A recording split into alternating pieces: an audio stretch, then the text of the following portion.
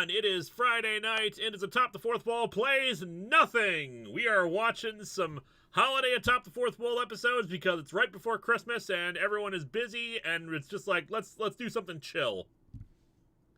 So joining this evening, we've got Eliza. I am always here.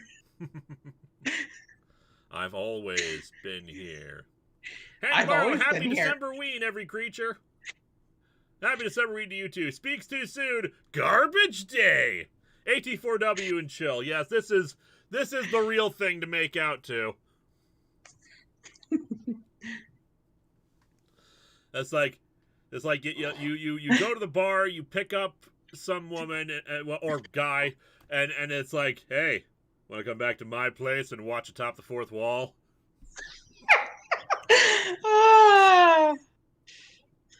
Hey, Jesus is here. Jesus Christ! It's always a good day when Jesus Christ shows up. Yep.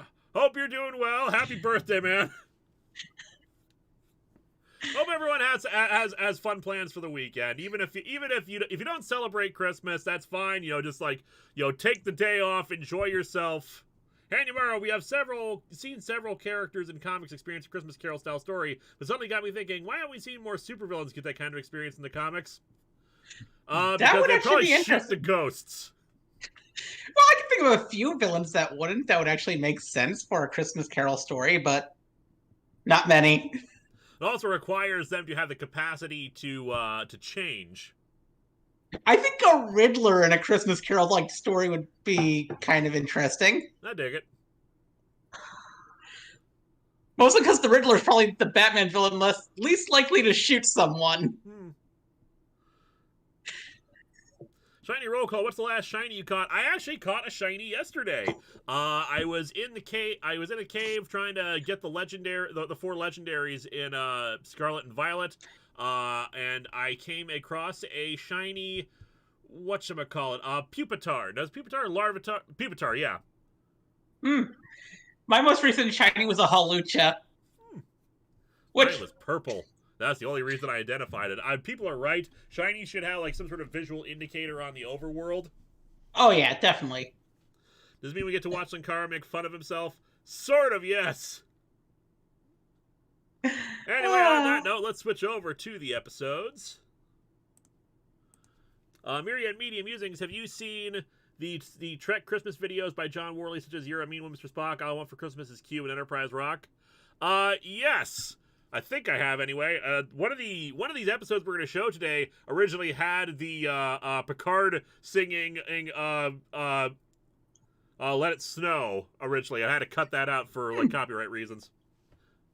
Fruity Groovy, we'll get your super chat in a minute. Alocan Draconis, Merry Christmas, Happy New Year, and for the love of God, stay warm this weekend. We're already down to 15 degrees Fahrenheit here in northern VA. Ha! Sorry, I shouldn't make fun of people who have to experience cold temperatures. It's just in Minnesota right now, and I'm accidentally opening up Blender. No, I don't want to do that. It is -4 degrees out in Minnesota. I think it was that yesterday here. I think it's like, oh shit, what is it today? 23rd. No, I mean temperature-wise. Oh, it was... Benjamin Hall, wait, I don't see Nash 90. anywhere in the chat. Also, actual Jesus was The black. highest it was, You are quite right. degrees. But Jesus Christ is a person who shows up here sometimes, and we appreciate their presence. Speaks too soon, the weather outside is frightful. Hanyamaro, I admit it would be great to see the ghost of Christmas past try to haunt the Joker, not being able to find out what his past actually is. Multiple choice and all. That would be hilarious. Oh, man. Alright, let's start up an episode. We got a classic one. My review of Santa Claus Conquers the Martians, the comic adaptation. Also, the volume's turned way down, so we're not constantly talking over, because we're probably going to get more super chats. Yeah. This is way back in the apartment. And technically, our watching of it right now is the, so a normal Friday in Minnesota. Yeah, pretty much. So this technically counts as my viewing of Santa Claus Conquers the Martians this year. I haven't watched that movie in such a long time. And I've edited this together a bit, so like the MST3K clips are from a more recent release, so you can see the video quality footage gets really weird. Robert Wilson, Yeah. I finished watching Violent Night, and it was definitely violent and hilarious. Awesome. I'm hearing good things about it. Gojira guy. Same. I really want to watch it. We're having a flash freeze up here in Canada. Lots and lots of snow up here. How's Minnesota? I finally had to bust out the snow blower and took care of that yesterday, too. Missouri's about the same. Yeah, Just a little bit warmer. It's not snowing right now. It's just really cold. Ah.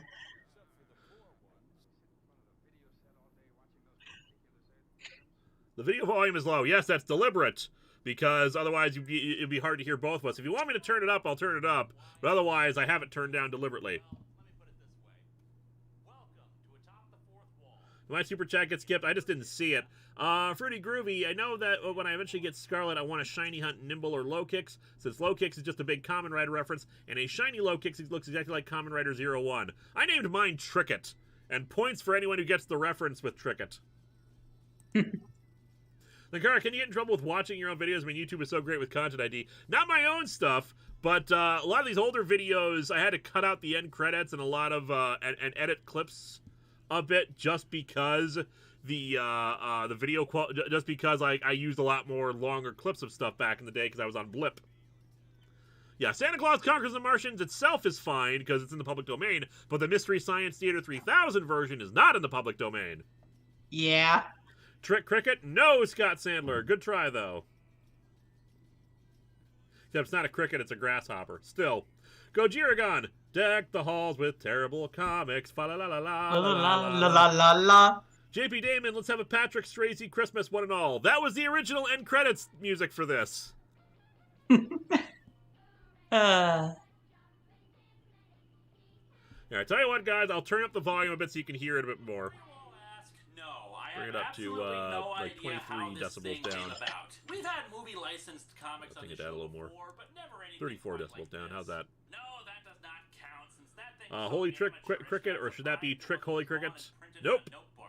From what I have been able to glean, this was Doesn't MSD3K encourage people to keep circulating the tapes? Yeah, but that was back before streaming could just like outright steal it with everyone, as opposed to just like, you know, informing people of the show. A dead fish, a talk of the cold snap makes me glad I live in Arizona. is that it's a cheap, easy to produce tie-in that's basically a photocopier. Something tells me we're getting Star Trek TNG 2 tonight. You'll have to stick around to find out.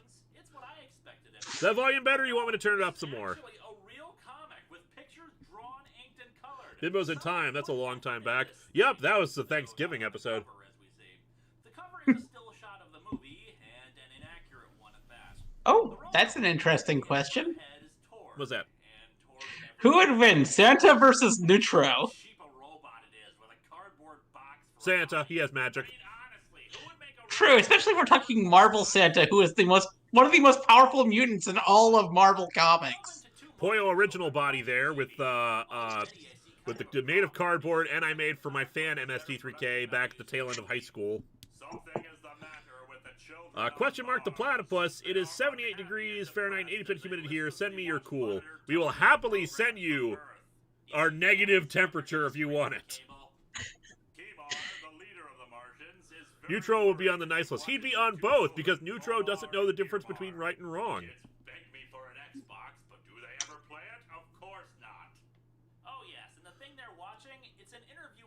Ever played Arkham Origins? Would be a perfect fit for a Christmas stream. I've never played. The only Arkham game I played was Arkham Asylum for this stream. We'll probably do Arkham City at some point.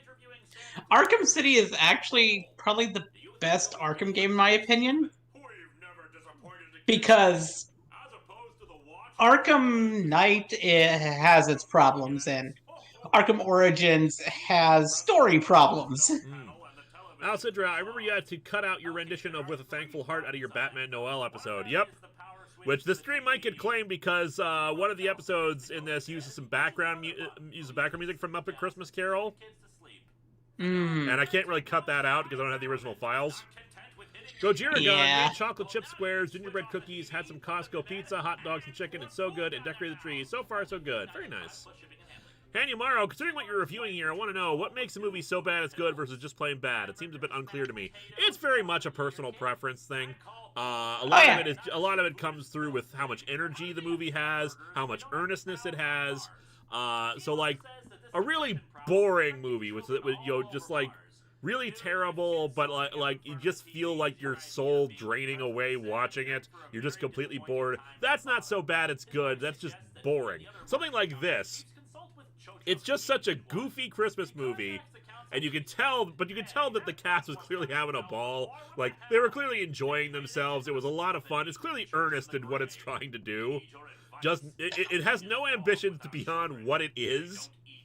And Yeah. it's just fun. Like, I love the Santa in this movie. I can't remember his actor's name, but he just, like, he gives it all, and he is completely convincing. Jeremy Adler, do you have any plans to play Spider-Man on PC next year or after Hitman? Not immediately, no. After Hitman 2, I think we're gonna be playing Red Dead Redemption, because I felt like, we never played a cowboy thing. Let's have some fun with that. Make lots of Tombstone references. I have actually never played Red Dead Redemption. Neither have I. So we'll be able to explore it. I mean, I don't know what to expect from it. I'm kind of hoping for like Fallout but cowboys. Yeah, that's what I'm kind of expecting too, honestly. Well, either that or Grand Theft Auto, but with cowboys. Probably not as goofy with the missions, but we'll probably just have fun because cowboys. Have you done any cowboy comics? Not really. I don't think we've done a lot of cowboy related stuff before on the show. Like, not a lot of westerns. No, not really. Which is weird because there are a lot of Western comics out there, including a lot of bad ones. Yep. Including several runs of Jonah Hex that I can think of that had really bad stuff in them. I wouldn't mind coming back to this comic review in the future because I would be doing a movie adaptation very differently. Like, I noticed this as I was working on the review.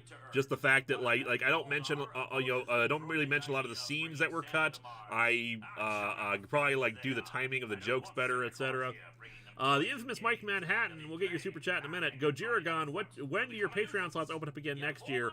They've been open since September. The problem is people claim them right away.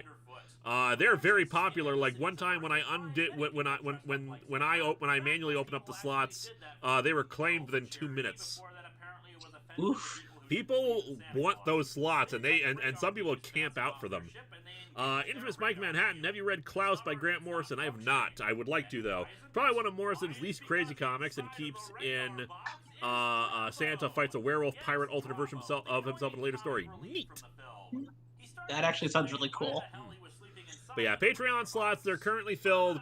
They'll open up again whenever a patron decides to leave it at the beginning of January. Or if I have to kick them out, which is what happened actually last month.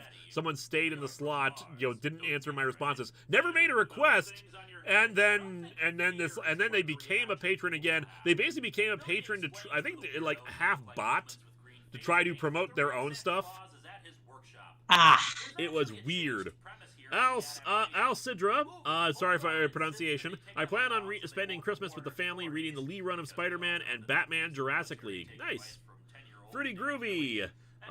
Red Dead Redemption is great. There's also DLC where it becomes a zombie survival game. We might try that as well.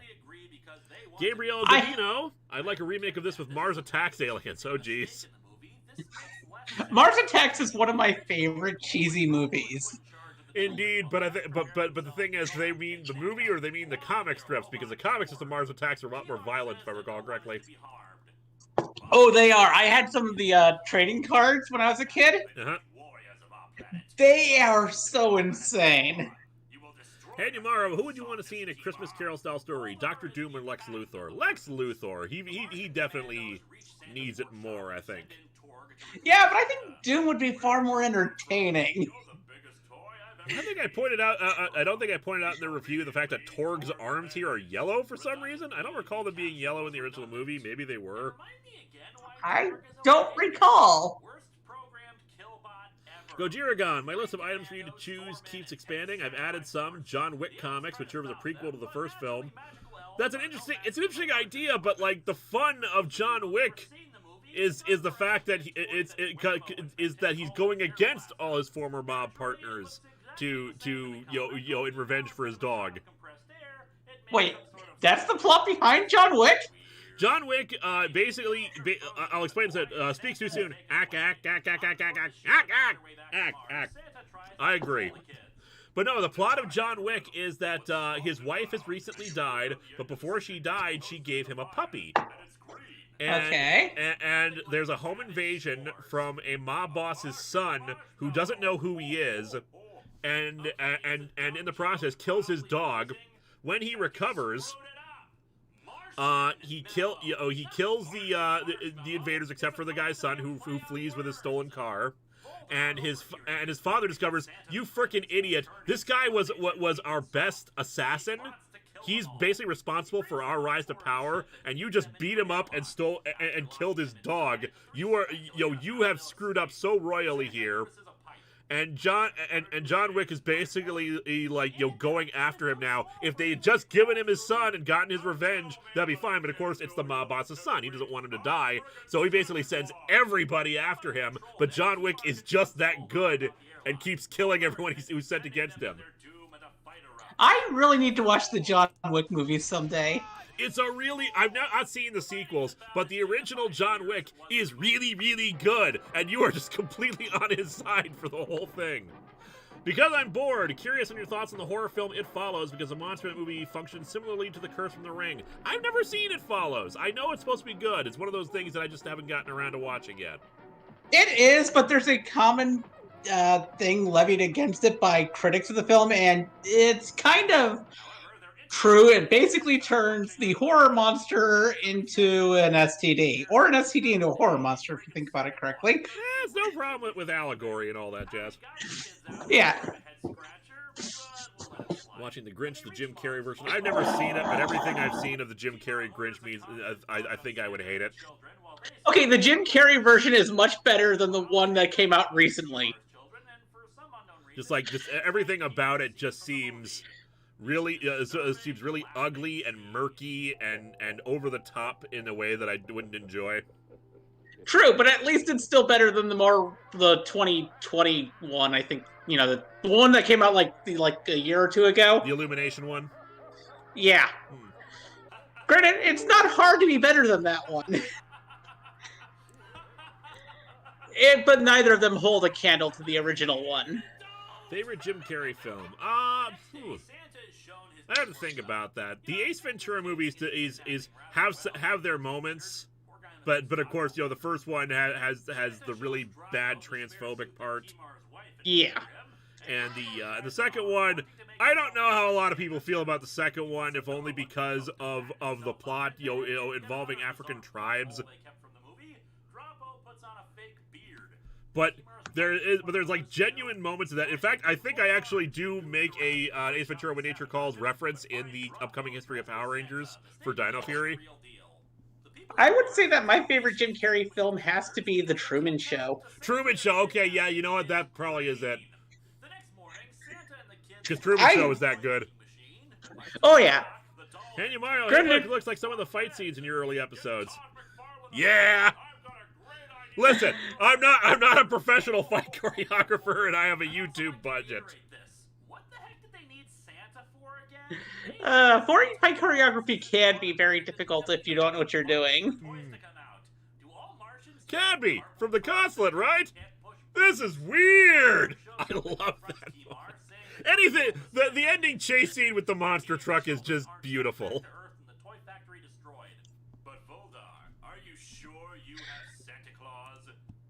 I would probably like Man on the Moon more if I've actually ever seen it all the way through. I just have never been able to watch that Jim Carrey movie all the way through. Yeah, no, because I gotcha. I always catch it on television, and I always catch it like starting halfway through, or only catch the first half because I have to go somewhere. Bruce Almighty was pretty funny. That's true. Oh yeah, Bruce Almighty is fun. Did any comic replace Holy Terror as the worst comic you've ever reviewed? No, Holy Terror still remains the worst. Holy Terror is the worst. I could have made a reference to the movie Toys with this. That's a good movie. Yeah, that's a good movie. Like a glove. Yeah, like that chase, he just has so many lines. Go Jiragon, also list of comic adaptations of the Bay Transformers films because of some interesting facts. It follows the movies and has its own continuity, and Michael Bay hates them for leaking scenes. Oh me, oh my. What would it take for something to top Holy Terror in terms of sheer awfulness? Hard to say. Probably more racial epithets. Seriously, there's not much you can do to be worse than Terror. I mean, you'd have to actively try to be worse. That comic is already pretty racist, but like, I think he actually like there's some there are racist sentences in it, but I don't think he actually dropped any slurs. I don't recall. I only read Holy Terror once, and the one time I read it, I immediately tossed the book aside, and I think I put it in my friend's wood chipper. Hello, Draconis. The Illumination one could have worked had they gone with the idea of the Grinch being an introvert, tired of the well-meaning, overly extroverted, who's cheery attitude. The Duke. Something I realized about Jim Carrey recently is that he played the two Christmas characters that hate Christmas, that being the Grinch and Scrooge. The Jim Carrey Scrooge film is complicated with me. Fantastic retro reviewer. Do you prefer the 2000 Grinch movie or the 2018 version of the Grinch movie? Neither. I prefer the original. Boris Karloff all the way. Boris Karloff all the way. Hanyamaro, what is your favorite unconventional Christmas movie? Probably Die Hard, yeah. Yep, ending credits removed because of copyrighted material. Soul sadly removed. It's a reference to the ending line of the episode. My favorite unconventional Christmas movie is Gremlins. What happened to the great warriors of our planet? I love Gremlins. The last great opportunity of a lifetime. And Gremlins is a Christmas movie. The ending clips in place here. All right, that was Santa Claus Conquers the Martians. That was our first episode out of the way. The infamous Mike Manhattan, Between the Grinch, The Da Vinci Code, A Beautiful Mind, Apollo 13, Frost Nixon, Backdraft, and Solo. Ron Howard's filmography is very diverse, crazy, and all over the place.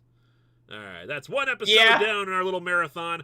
Like I've said, we're going to go through a bunch here that'll last about 2 hours, and if we're feeling like we still want to stay on, we'll watch Winter of '83 as well. Otherwise, our second episode in our little holiday marathon, Teen Titans number 13. I cut out the ending storyline bit, but the opening storyline bit is kind of necessary for the episode.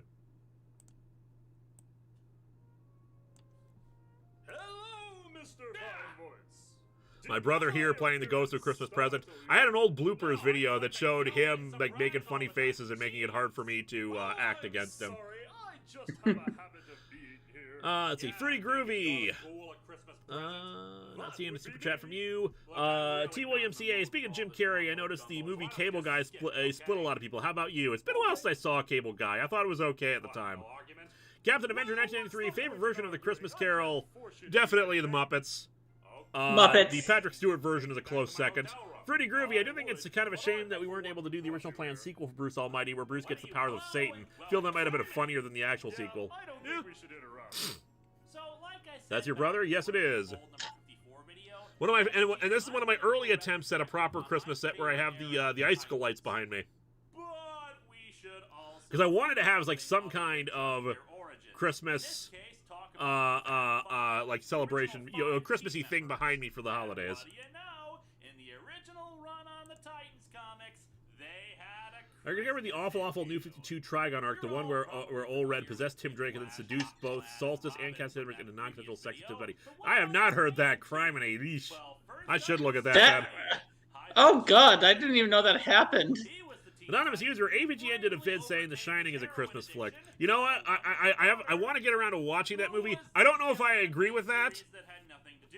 Like, it's definitely a winter movie, most certainly, but Christmas, I think it actually a lot of it takes place after Christmas is over with. Yeah, I think so. Because, like, Die Hard has enough Christmas stuff in it. The plot involves a Christmas party. I have a machine gun, ho, ho, ho, the Santa hat and all that jazz. It takes place, around Christmas. The Shining, I can't remember, like, it takes place several months after they first arrive, which is on November 1st or on Halloween, one or the other. And, like, I think the title card said, like, 3 months later. I think most of the film takes place in like mid-January. If not, then at least mid-December. But there's not enough Christmas stuff in it for me to call it a Christmas movie. Well, by this point, everyone should know my complaints. Thoughts on Ash Ketchum leaving Pokemon? It's well past due, and I'm glad. And it's looking like the way they did it was pretty damn cool. Myriad Oh, yeah, Musings, given the subject of this particular Christmas vid, what are your thoughts on currently Ann Harper? I haven't read enough of currently Ann Harper. I'm glad she's alive. Oh, same. I'm actually looking forward to Ash's final 12 episodes because the fact that they said Ash has a dozen episodes left. What? Anime Fan 25, what about Trading Places? I haven't seen Trading Places in forever. I just really like the ending. Oh. Trading Places Trading Places is probably my favorite Dan Aykroyd film.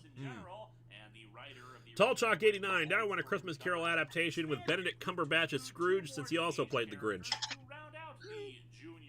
Hanyamaro, since you have seen so many versions of a Christmas Carol, who's been your favorite actor to portray Scrooge himself? Michael Caine. Michael Caine as well. I love Patrick Stewart. It's why it's my second favorite. But Michael Caine has just a wonderful range throughout the movie, and just like the sadness, the his Scrooge has a bit of glee in him early on, mostly just for his cruel streak. But also like the intensity he plays it with. That way, I recognize Batman Returns as a Christmas movie. Batman Returns is most certainly a Christmas movie. Yes. There are lots of things that are Christmas movies, and there are many things that aren't. For example, I actually considered doing the Batman Returns episode for this, but that takes up like an hour long. My mind just went blank. I was going to mention a certain movie that most people don't consider a Christmas movie, but I can't remember the name of it. It'll come to me later. Fez, how you doing, man? You can feel free to join in the chat as well via Discord. We're just watching all the Top Fourth Wall Christmas episodes.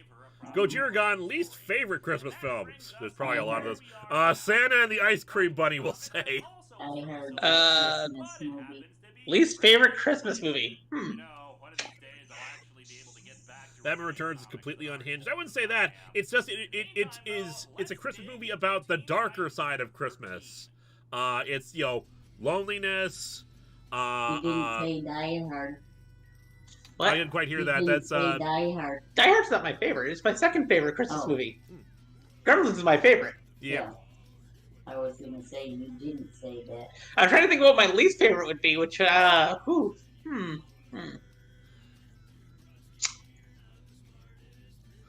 Least favorite Karate Christmas Miracle. There you go. I meant it's an episode of a television series. That's a harder one. The That's a Santa hard Claus one. 3, The Escape Clause. Say again? My least favorite Christmas movie, The Santa Claus 3, The Escape Clause. There you go. Hey, Fez, how you doing, man? Hello.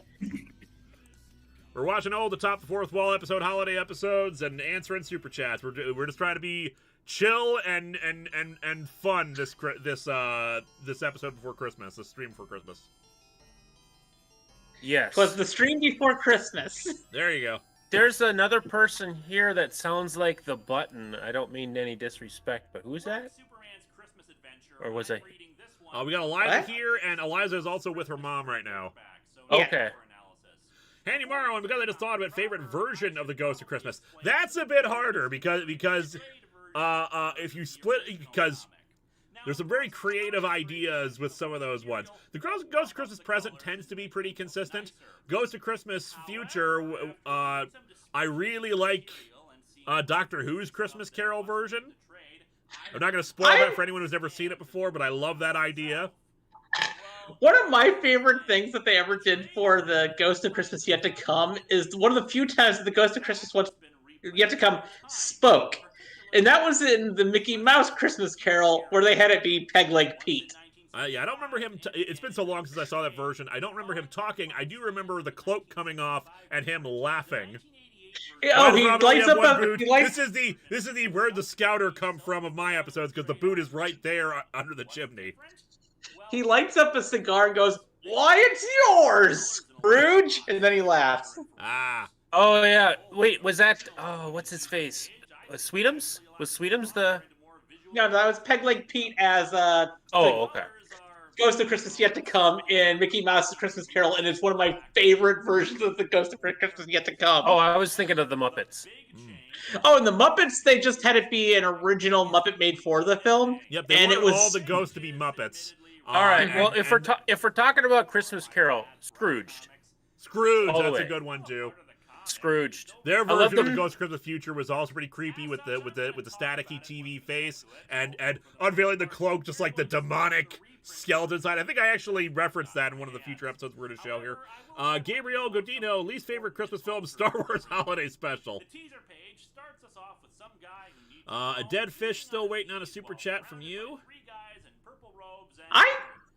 Okay, I have a complex feelings towards the Star Wars Holiday Special because there are moments of that are actually really good. Yeah, that one. Like the cartoon. No, I don't like the cartoon. Yeah, I was talking about the scene. Actually, but The B. cartoon's Arthur is the- great in it. I don't like B. I Arthur? like the B. Arthur. Yeah, the B. Arthur scene is amazing. That's right. B. I Arthur actually and I actually like the cartoon. Jefferson Starship song. I actually have that on my MP3 player. It comes out of nowhere, and it's weird just having an Imperial officer staring at it the whole time. But still. All right, be fair. The entire movie comes out of nowhere. Fair enough. Fair enough. Pretty groovy. We'll wait for you, super chat. Alex Kaiser, if you had a super chat that you accidentally posted this without, feel free to post it in the regular chat, and we will read it off. Pretty groovy. I remember that in the Looney Tunes version of Christmas Carol, Bah Humbug had Taz as the Ghost of Christmas Yet to Come. That's cool. One not seen as often. I dropped my thing I was playing with here. I'll find it later. One version that a lot of people don't talk about because it's a lot more obscure one.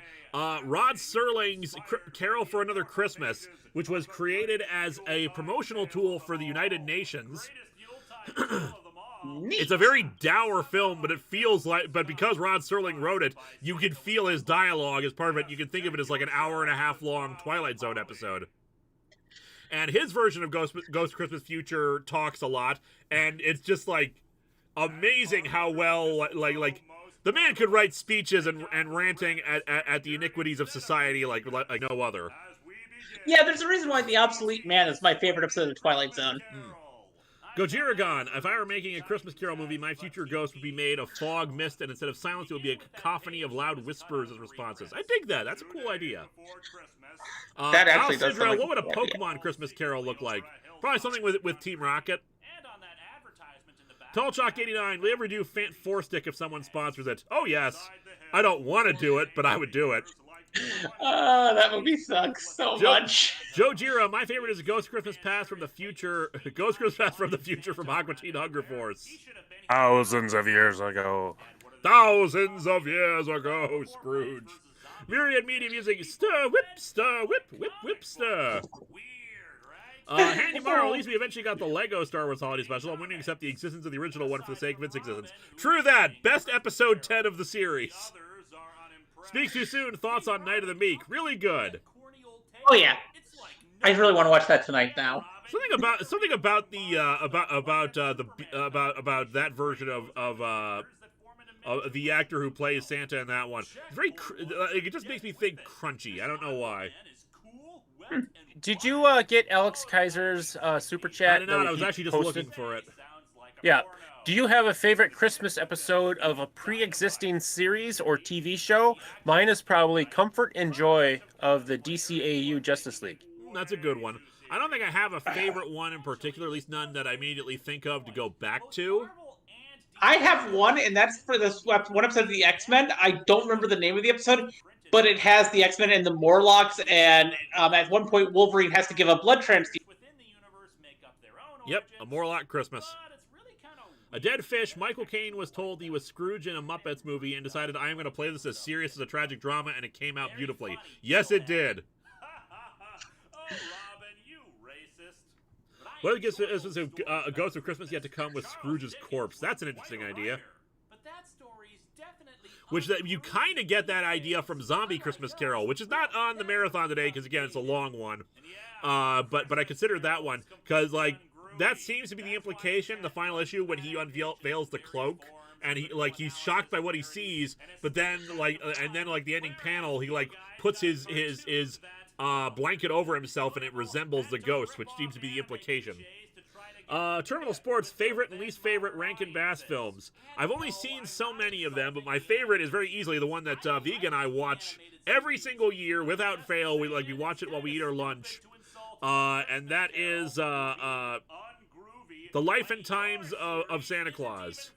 That's one of my favorites. Did you know that was actually based on a book written by L. Frank Baum? I know, right? The Great Axe, Laser Axe. Those are all fight for things called causes.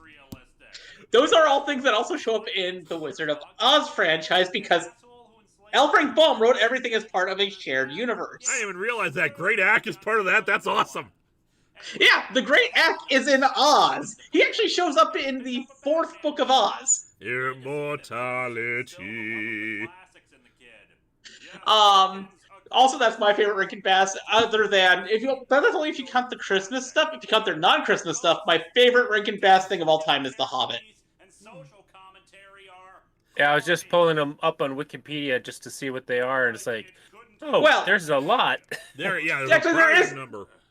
There is actually one more that I like more than The Hobbit, and that's my favorite film of all time. But I'm discounting my favorite film of all time from this list. Funny little cat with yellow-green eyes. And my least favorite Rankin Bass would have to be Nestor the Long-Eared Donkey. Oh, God, yeah, I forgot about that one. That one was bad. Hey, tomorrow, here's a big one. Name one series whom you wish you would have a Christmas Carol story in it. You can add as many details as you please.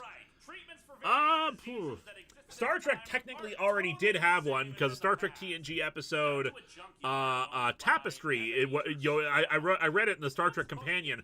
That basically was their take on the idea, with Q bringing Picard back to his past and reliving it. It's not a Christmas related, of course, but that's basically the concept. I don't think Power Rangers has done it before. I would like to see Spider-Man tackle it. Al Sidra, DC and Marvel Santa team up. Also, can we get the Superman from Comfort and Joy in the actual comics? I miss him. Indeed. Okay, so in Star Trek Generations, actually Picard does go back in time through the rift to a Christmas. No, it's not back in time. That's like an alternate timeline. One where he's like married and has a family. Oh, okay. Well, there's still a Christmas because it gives him his heart's desire, and during that time, he had just lost his nephew and brother had died in a fire, so like family was on his mind. Right, where he had to go back and get his holographic printed photo album because it was so important that he just tossed aside one of the most incredible relics he was ever gifted in the entire series. Good job. Good job, prop department. Good job. I don't know enough about the DC Santa, but the Marvel Santa is literally the most popular Marvel universe. DC Santa managed to get through Apocalypse's defenses and give Darkseid a lump of coal. It's like Marvel a Santa comic. It's why I've never reviewed it before, but it's a wonderful little thing that people are reminded of whenever the holidays come around.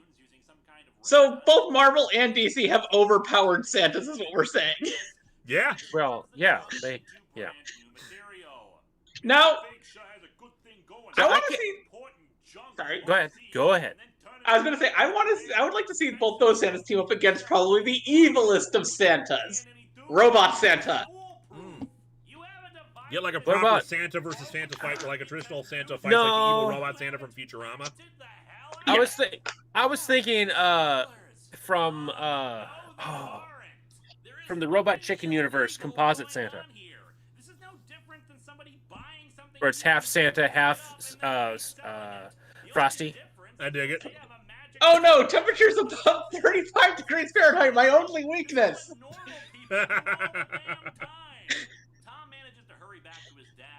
Yeah, I remember that. That was like Dragon Ball Z Christmas, wasn't it? Yeah. Yes. Then we got this Santa one. Christ. How Santa many of the Christ. episodes I have here do we actually have? Yeah, I think we have only 2 representations of A Christmas Carol for our little marathon here, with this one and another one, the Teen Titans one we're watching right here. There is actually one thing I'd like to see in some of the more modern Santa, because a lot of things that they like to do with Santa nowadays is show that anyone can be Santa. Of course, because everyone can be that nice and jolly. You had the zombie Christmas Carol. Yep, but I'm only doing 2 representations of it for our marathon. So we're not watching the same thing over and over again. I would like to see more media where they have,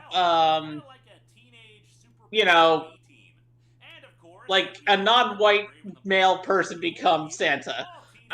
Lupa just released a video where she talked about a reality show where a bunch of different Santa Clauses fight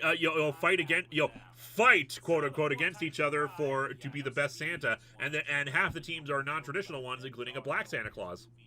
That is awesome.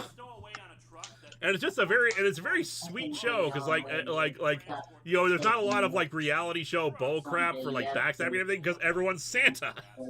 Yeah. All right. So somebody asked what were composite Santa Claus's abilities, and marksmanship.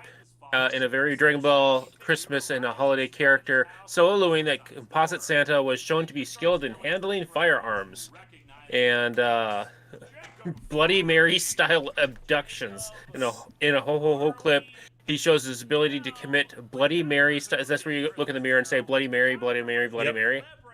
Yep. Weaknesses: temperatures over 32 degrees Fahrenheit, bullets, water, and baseball bats. Speaks too soon. What inspired Harvey's Christmas arc and backstory? Well, doing it as a Christmas Carol, I thought was the best way of introducing a bunch of ideas. Because after the Entity arc, what I realized was I can't top defeating a god. So let's turn the show inwards and do character development for everyone. And Harvey just felt like the right one to do a tragedy with. Makes sense. Yep. So he's around. Why does he hang out with some comic reviewer? Because he reminds him of his dead son. Yeah, you brought that up in the movie. And I believe and a Christmas Carol, like I had done, I had already done the Extreme Super Christmas Carol where we make fun of the standard Christmas Carol tropes. I decided let me try to play it straight and see what happens here. Wait a minute. On screen right now, there's a guy in a wheelchair who clearly just came down these stairs. I think they probably just wheeled him down, because you can go downstairs. It's just very difficult. And Sorry, I just got distracted by the screen. It's all good. It's almost like we're supposed to be watching this or something. Oh, there was one. Oh, who's? Hey, chat. Who has seen the movie Rare Exports? If we're talking about, I have not seen it, but I've seen it pop up occasionally. Yes, it's called Rare Exports: A Dark Christmas Tale, right? Yes, we have it. You guys can borrow it. Because I'm bored, Super Chat is interesting. If the DC and Marvel universes have Christmases, does that mean that the DC and Marvel universes have Jesuses? Yes. And in fact, due to my research of the Summers family tree, Jesus is related to Cyclops. Of course he is. Otherwise, Jesus hung out with Swamp Thing, if I recall correctly. Cameron Tive, we'll get your super chat when it shows up. Hanumaro, on the subject of holiday classics, favorite It's a Wonderful Lifestyle story. Stories usually in the concept, not adaptations of the original. You see, it doesn't pop up as often.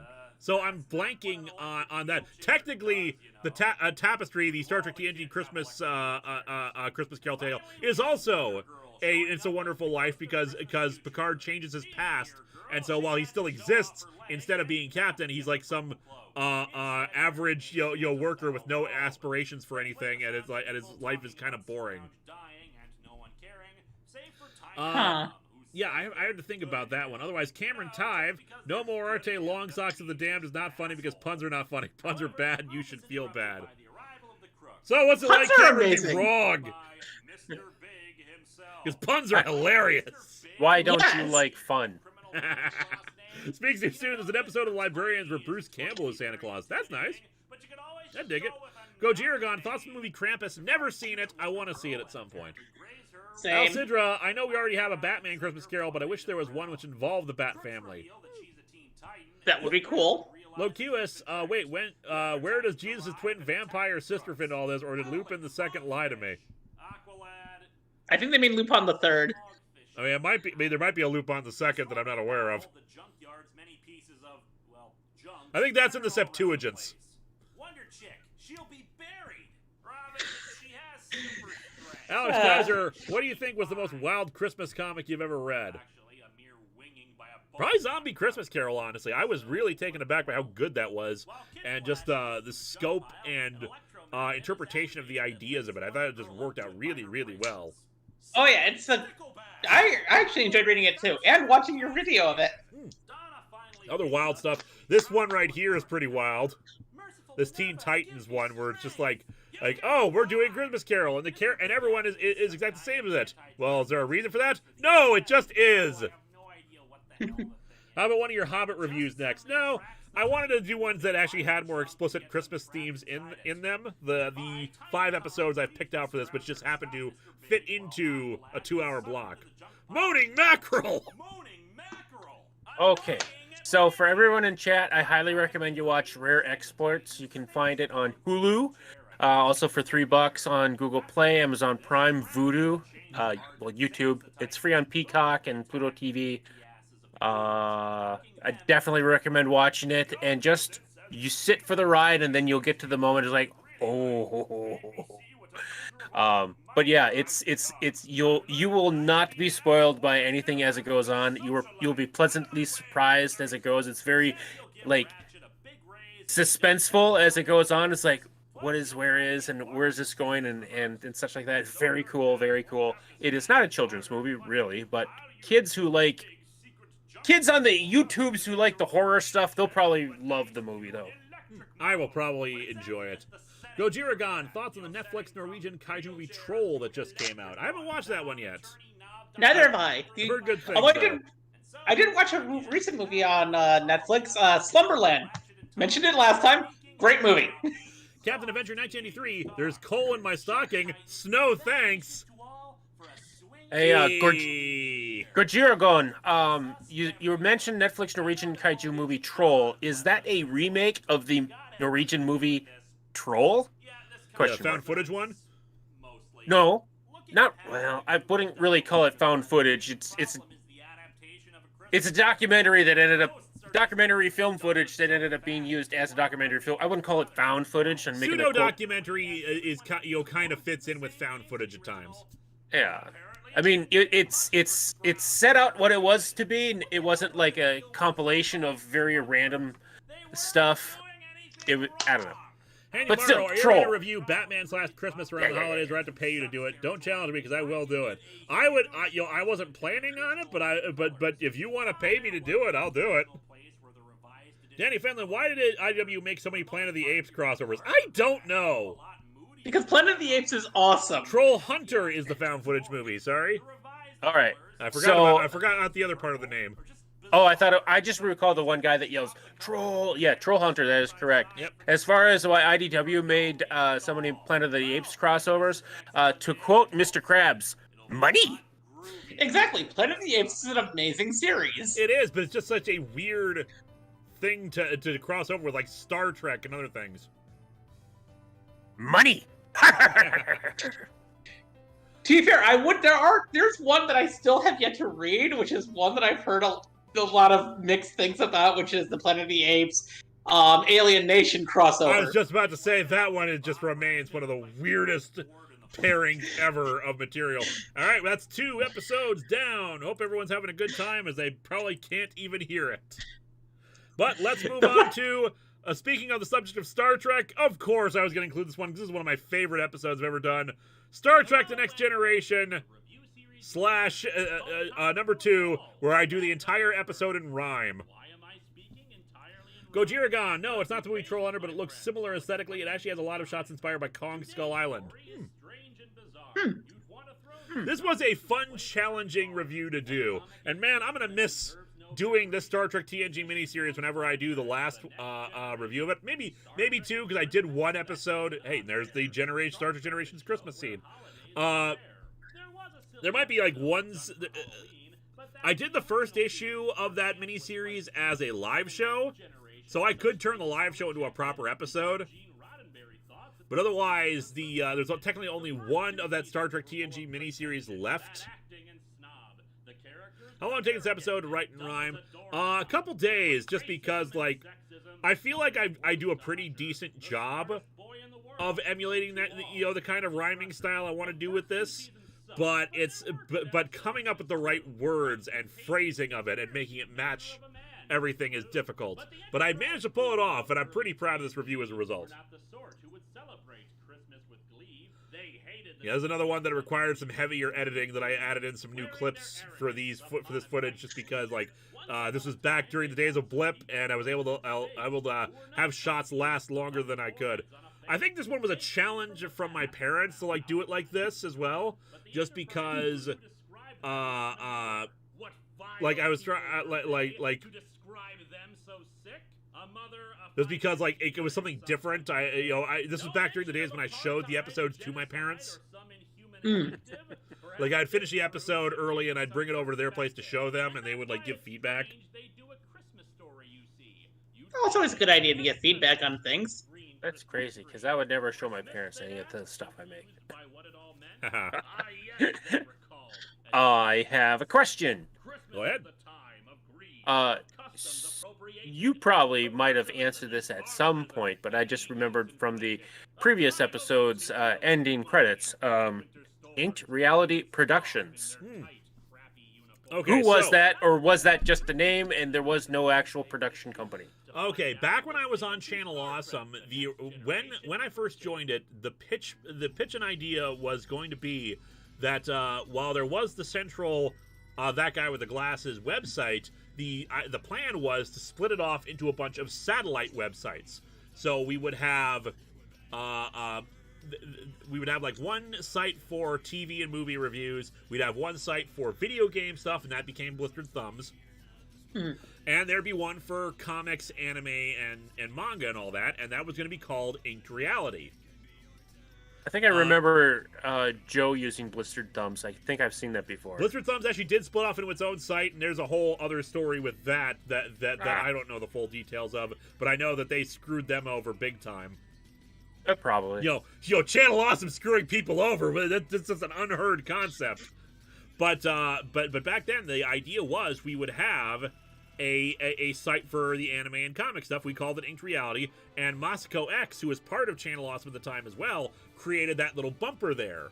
And we were like, hey, hell yeah, this is cool. Let's have that at the end of our videos, because we intend to split off.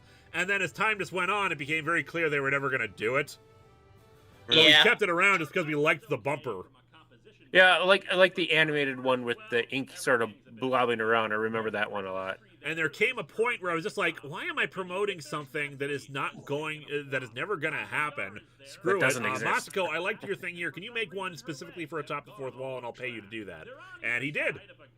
And I used that one for several years, and now I have the updated one that I've been using ever since, that the game show reviewer made. Gojiragon, one of my favorite jokes of Troll. Do you have military experience? Oh yes, I have experience. Oh, what kind? Call of Duty.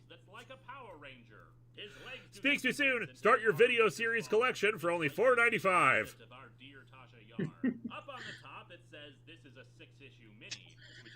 Is that a tier of the of the Patreon? I wouldn't be against doing something like that. Like it has a tier where start your Atop the Fourth Wall video collection. For only $4.95, you get 2 episodes a month. That was VHS tapes were wild, everybody. Because back then you could only fit so many episodes on a tape, and you didn't want to use extended play because that lowered the quality. So they would have 2 episodes per tape. Oh, I know. I would go ahead. I wound up buying the anime series Slayers multiple times on different formats because every single time I got it, they came out with ways to have it on less and less amount of things that take up less space. So I initially had the VHS tapes of Slayers, which had 2 to 3 episodes per tape. Then I had the DVDs of Slayers, which had the original run DVDs of Slayers, which had about 3 to 4 episodes per DVD. Then they had another release later on, which had about 5 to 6 episodes per DVD. And then they released the Blu-ray collection thing. Captain Adventure 1983, was the outfit you were wearing for the review comfortable? We actually just pointed it out in the episode. No, it was not. That was a full jumpsuit, and it just barely fit me. So like it was, even then the outfits for the cast, even those were super uncomfortable for them. They hated them. It's why they changed it up for season 3. Speaks too soon. Inked reality went the way of Cuba-Cola. Yep. Hanyamaro, I wondered for years, what is the number of the Earth in the multiverse that Top4thWall takes place in? I never had an official designation for it. Fans have called it Earth 4W, and that's kind of caught on with people. Speaking of which, somewhat related. Now, I put together an SCP D-Class costume. Well, it's technically not complete. I need to sew some patches to it. But there was a place where I was able to get like custom printed badges, so I can change the thing out to say D-Class or D a specific number. So I think I have a D1313-4W.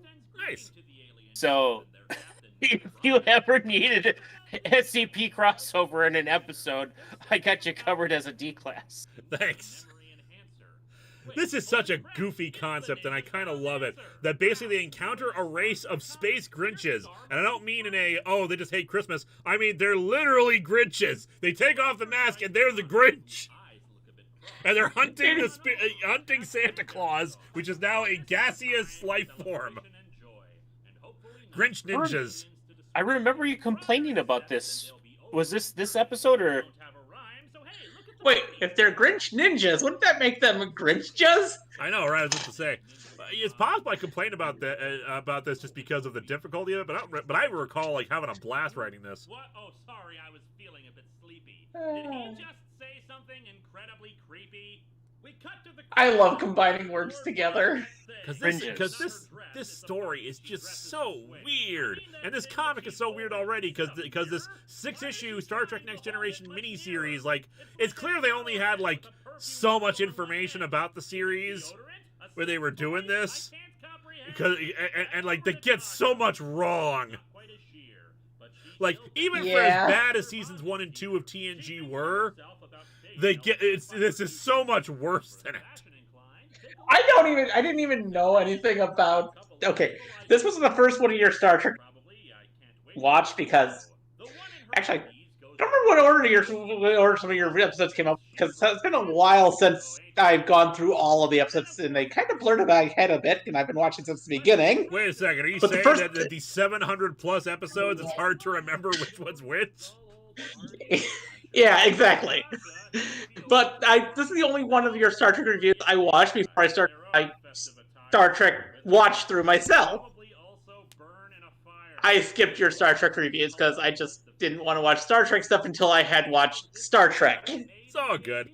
Tallchalk89, I love when Linkara reviews comics and rhyme / when he does so, I smile and laugh every time. Nice. Bill White, when do you expect to finish the Champions arc? January. Game Show Reviewer and I have made an executive decision about it. It's either ending in January, or I'm just making a video explaining what the hell was supposed to happen because this is ridiculous. It's time to end it. I need to move on. We have to film ours. We can get our smoke machines out for the final thing, and yeah, we're ending this godforsaken arc.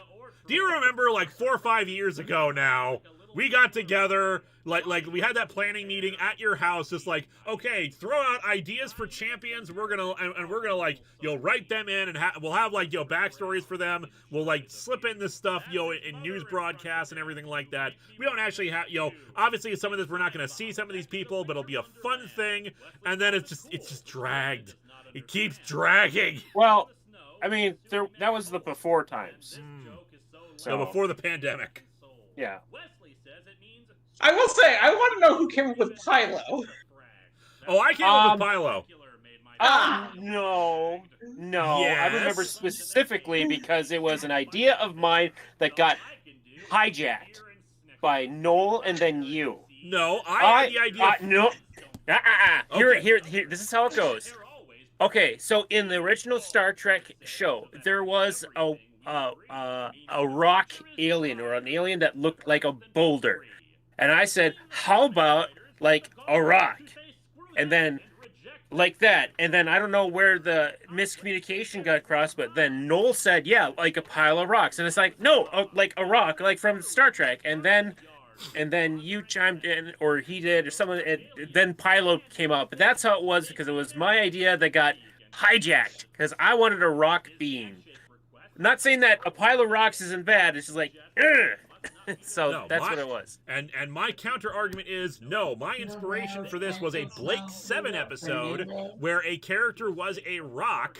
Well, I say a character. Basically, Avon comes across this life form, this rock that he keeps studying, being distracted from the rest of the plot of the story. And finally, he finally tells him, no, this is actually one of the most intelligent and cunning life forms in the universe.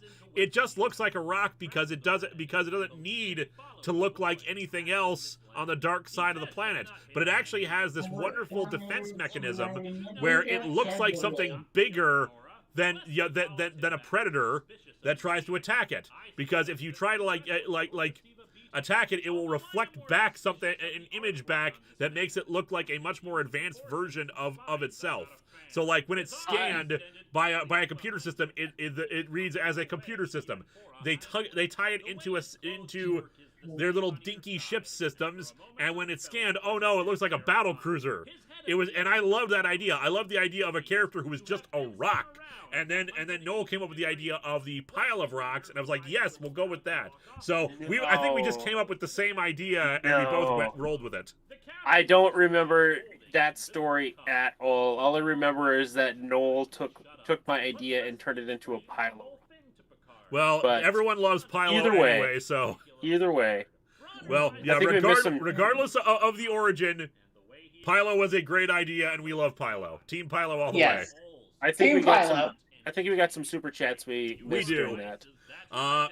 Speaks too soon. Contest wasn't meant to end. Not like this. Not like this.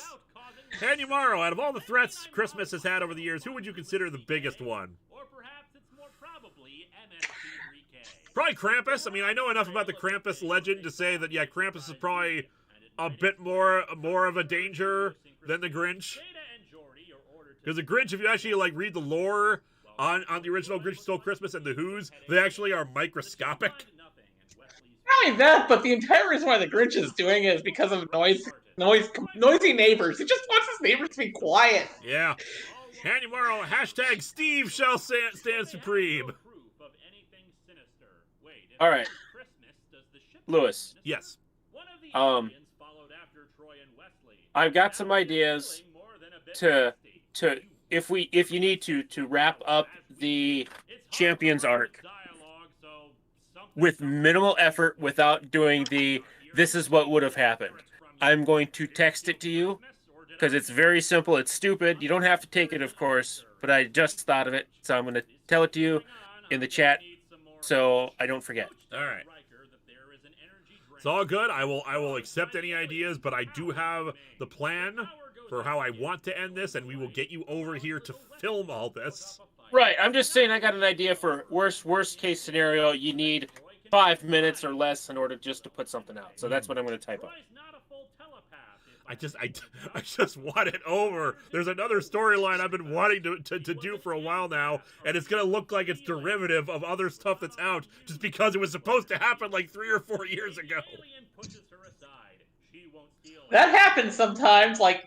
Okay, I am... Adrahoff, did I just hear something about abandoning a storyline? We might have to. I don't want to do it, but I want this goddamn contest over with. There's other storylines that need to happen, especially this next one needs to happen because it'll set up the 20th anniversary in a few years. We need to move on. It's because the contest has become a joke now. Yeah. The Eternal Contest of Champions. And fortunately, the structure of it is fine for explaining why it's taking this long in our universe. But wait, we need to move on now. There are other storylines I want to tell. I can only imagine how frustrating it is. There was no contest. I get what you're going for, but it doesn't quite work with what I have planned. With the Halloween storyline, the start of the next storyline. Not really. That one is more of a standalone. The Halloween storyline was more of a standalone one. I had always planned for one of the Halloween storylines to be the fight with Billy Tor, which we did last year. Which I loved. Yes, but that was supposed to happen 3 years ago. Instead, those other two Halloween ones involving the weird figures and cloaks, that's supposed to be for the next storyline, Architects of Mirrors. Hanyamaro, what's a champion? Nothing, it's just a fairy tale. Gojira-gon, we need a Christmas kaiju movie. I feel like there's one out there. I feel like there's one that exists and I just can't remember the name of it. If there is, there should be more. Is the Girl in the Gun arc the next one where Mechakar appears? Yes. He appears right at the very end of the Halloween storyline in the Spider-Man Funeral for an Octopus review. Fruity Groovy will get your super chat in a minute. Robert Wilson, which magical creature would you want to meet? A Puka, a Pegasus, or a Kirin? Well, Pegasus would be a weird one because I can't remember is it Pegasi or unicorns that you only meet if you're a virgin? Unicorn. Unicorn, okay. So I don't know what a Puke or a Kirin is exactly. I'm assuming Kirin is one of those Chinese dragons, I think. Kirin is this Chinese dragon horse unicorn-like thing. It was actually the real world inspiration for the Kirin in Chinese mythology was the Chinese trying to explain to someone what a giraffe was. Otherwise, yeah, just anything that I can fly on the back of, I think that would be a cool little mythical creature to meet. Isn't a Kirin just a giraffe? Yep, apparently. Yeah. And Kirin was literally the Chinese like this. How do we explain a giraffe? Because we saw this when we were trading stuff in the Middle East. How do we explain this to people back home? Those Grinches are ugly. Yes, they are. But everything in this comic is kind of ugly. The fashions especially. Fruity Groovy, life. You know what? Screw you. Delays Contest of Champions by another 2 years. No, like I said, at a certain point, I just gotta say, here's what was going to happen, and here's what technically happened in canon, but you're not gonna see it. Yeah, it'll be... If I'm on virgin, wait, Linkara, I thought you were married. Yeah, that's why it would be weird if I met a unicorn, because I'm not a virgin. Let's see, what's another one that was coming up here? Will the other top 4 characters be participating in a contest in the background? I might do it as like a background thing, but yeah, we're not having another contest. This proved that the idea was just a bit too ambitious for me, unfortunately. Imagine 90s dude in the future mentioning, dude, I'm in a contest! Hanyamaro, if you're going to join a Power Rangers team, which would it be and what color would you want? Probably black or blue. I'm on a Power Rangers team. Power Rangers Mythic Light airs every Thursday on Twitch. I play the Purple Ranger. Okay, I sent it in the chat for this chat we're currently in. You give it a look. You can feel free to share it out to the chat if I mostly did it as a joke, but I had to get it out of my head because of my ADHD. It's all good.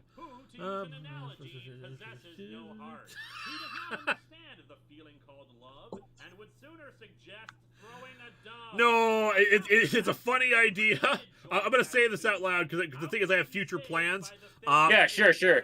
Bandit Chief figured out he'd lose in any permutation of reality, so he destroys that reality. Subsequently, people forget any of it happened. Cut back to Linkara and Poyo. Poyo, say, weren't you in some contest, some sort of champions or something? Linkara pondering.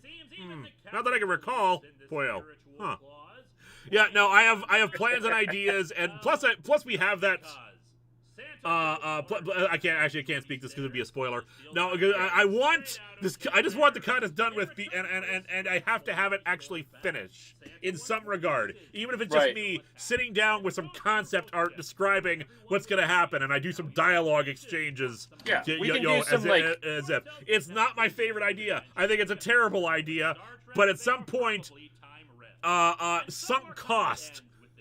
Yeah. If that actually comes to happen, there is a way. But I think we've got a plan that we were gonna that we will finally end it this month. Yeah, you can montage a few things that lead up to our fight, and then whatever. There's ways to sort of make it less hokey. Yeah. Yeah, That and also Tarek, you can always pull a Dallas and say it was all a dream. No, again, I can't do it because I have future plans. The thing is, some of this stuff this contest needs to end because some parts of it are dependent on for future storylines. I do have a suggestion. Jimmy has fancy plans and pants to match. If it comes to the point where you need to just do this is what would have happened. I am a writer. I could always offer my services to help you turn it into a novel. It's all good. I know the plan. I've had the plan for years. It's Contest just of Champions, the plan. the novelization. Exactly. Contest of Champions, the novel. It's 2050 and the contest is still going. Just lose. Can't. It's part of the plan. Again, this is all dependent on the plan. I have future things that need this story to be over. Yeah, it'd be really nice. LC9 says, make a comic. Actually, it's like, I really, really wanted to see some of these fights that have just been glossed over in the roll at the scroll at the bottom of the news segment. Yeah, I get you. Yeah. And you could we can expand upon that in a comic form that you can sell, especially at conventions or whatever. There you go. Or novel form. All right, so we're done with Star Trek: The Next Generation. Already? Let's move on to our 4th Christmas episode, Santa the Barbarian. But I wanted to see more absolutely ripped commanders of the Enterprise. Some things are too good to be Just true. they're incapable of drawing characters unless they have like 6-packs. Hey, Which is tomorrow, kind just of do a funny. Pokemon did. Have the hero lose to someone who is massively overpowered despite how little sense it makes. Santa the Barbarian number 1. Yeah, Santa the Barbarian. This was the episode, like back when I lived in the apartment, I never had any noise complaints until this episode. This was the only one where I ever got a noise complaint from my neighbor. And even then, it wasn't really a complaint. It was, they stopped by, knocked on the door, Vega answered, and they were just like, hey, I'm going to bed a little early. I don't know what you guys are doing, but you stop the shouting a little bit and turn it down a bit. So, I apologized profusely, gave them chocolates as a way of apology. They were very nice and understanding. It's just in this case, they were going to bed at 9 p.m. And, and I had finished filming, but it was just okay, this is, if they are capable of hearing after 5 years, it turns out they could actually hear it this whole time, then it's time to move to my own house so that we don't have to worry about this problem. Hence why we moved to the rental house afterwards. Who goes to bed at 9? Someone who needs to get up early. And you never cut the grass in the backyard. Yeah, well, no, I did. It's just when we left, I hadn't done it in a while because I was focusing on everything else at this house. It was taller than me. Anyway, they never gave me back my deposit. Cy Renfield had a super chat we might have skipped because of the $1 one. Let me scroll up and find that one. Cy Renfield, anyone in the chat tonight familiar with Puppet History? If not, I recommend it. Latest season, oddly enough, gave me flashbacks to a certain early storyline. I've heard a lot of things about Puppet History lately. I should probably check it out. Same. Handy Morrow, here's a tricky question. Have you ever seen an evil Santa story done right? We had Evil Robot Santa from Futurama. We mentioned that before. Yeah. We also I like had Robot Santa. Two Front Teeth, which is a movie that Lupa reviewed about a vampire Santa Claus. And this is why we can't have nice things. Gojira Gone, yeah. why not do a footage of contest was corrupted by X thing? It's slowly being salvaged. This is what happened. We'll see it later. Moving on. That's technically what we're doing with the race footage. The race, unfortunately, I'm just going to spoil this now. The race is actually going to end up being shown in the compilation video, not in the actual storyline itself, because the race is taking too goddamn long, and the amount of work that still needs to be done for the effects of it, because it's all special effects with that. The amount of work that still needs to be done, we just need to move on from it so we can get to the finale. There's only 3 segments left. That's the race, the setup for the finale, and the finale. So, finale is going to be... So, we're going to see the setup for the finale and the finale, but that's pretty much it, unfortunately. The race will be shown much later when we do the eventual compilation video. And hey, it gives you an incentive to watch the compilation of it. But still, we just need to move on. Anyway, Santa the Barbarian. I tried to choose Christmas episodes that were all different from each other. So, this was a Rob Liefeld style Christmas story, and it's so bad. Yeah, but then again, that's primarily because Rob Liefeld doesn't really think before he does things.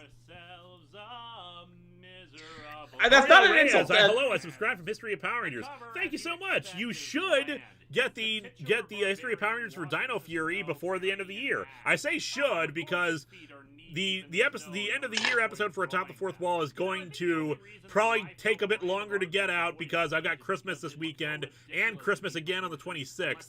So I'll try to work on it and get the top 15 list done with, but you know, that's the priority because History of Power Rangers has always been a side thing. But the script, but I've watched all of Dino Fury now. I'm finishing up the script. Got to write the intro and outro, conclusions of everything. But otherwise, Dino Fury was fun. I think people really enjoy the video when it comes out. Tava Smolka, we will get your super chat when it shows up. One of his numerous unnecessary pouches has the number 23 printed on it. Why? Blarg. Okay, now I'm thinking about adding in a dwarf that kind of resembles Santa in my upcoming stream D&D game. Daniel Greenleaf, good. Now I can stop worrying about giving you accidental Power Ranger spoilers. It's all good. It's like, like the big spoiler for this season got spoiled, not from fans, but by Vangelis. Because Vangelis tweeted about it on his feed, and of course I'm following Vangelis on Twitter, and I don't blame him. I'm not mad at him because it's his, he can do whatever the heck he wants. But it's just like, man, this would have been good. Now, mind you, 2 or 3 commenters did eventually ask, hey, what's your opinion on this spoiler? Yeah. But it's just like, guys, I've said it before, I don't watch it while it's airing. Captain Avenger says, God, Rob Liefeld has a pouch fetish. Yep. It's like, yeah, he really loves kangaroos. Ariel Reyes, I heard Dino Fury is going to get a 3rd season. It is technically Cosmic Fury, which will be very interesting to see how they develop things with that. But yeah, it should be a lot of fun because it's the first time we're doing that. There was debate, and I did debate whether or not I should wait for Cosmic Fury to come out before doing Dino Fury. But Simon Bennett himself apparently watches History of Power Rangers and replied, "No, the arcs conclude properly in Dino Fury, so just wait so you can do Cosmic Fury separately." So you know what? Fine. We'll give that a shot and see what happens. 30th anniversary season, so this will be fun. Densetsu Gojiren adds a pouch and muscle fetish. Again, kangaroos. Tava Small, question. I was just wondering if you saw Battle of the Super Sons anime movie, because for me, I thought it was freaking amazing and one of the best movies I saw in 2022. I have not. I don't really care much for those DC direct-to-video animated movies. Just not really what I'm interested in. I don't know what's going over me. Hanumara, hard Power Rangers question. What, in your opinion, best mentor, team leader, antagonist, and supporting characters from what you've seen so far? Best mentor, Dr. Z, or I'm forgetting his name, the Jungle Fury mentor I thought was really good. RJ, that's it. There's RJ. It's so Dr. K or RJ are my favorite. It's so easy to forget names after so many seasons. Team leader and favorite antagonist is probably Lord Zed, mostly for nostalgic value. My favorite antagonist is Astronema. Astronema is very close second or possibly best. Team leader I'm blanking on, and supporting characters what you've seen so far. Bulk and Skull, the true heroes. Oh, Bulk and Skull are great. I love Bulk and Skull. Sorry, did you get Tavia Smolka's I just question? did, yeah. You did. Yep. Captain Adventure 1983. Thoughts on the new outfits for the next Sentai? That's the one with the capes and a bit more of a leather design to them. The ones that are wearing armor, yeah. Yeah, those are pretty cool. I don't know if we'll get those in an adaptation, but if they did, I can see that as like a follow-up to Mystic Force.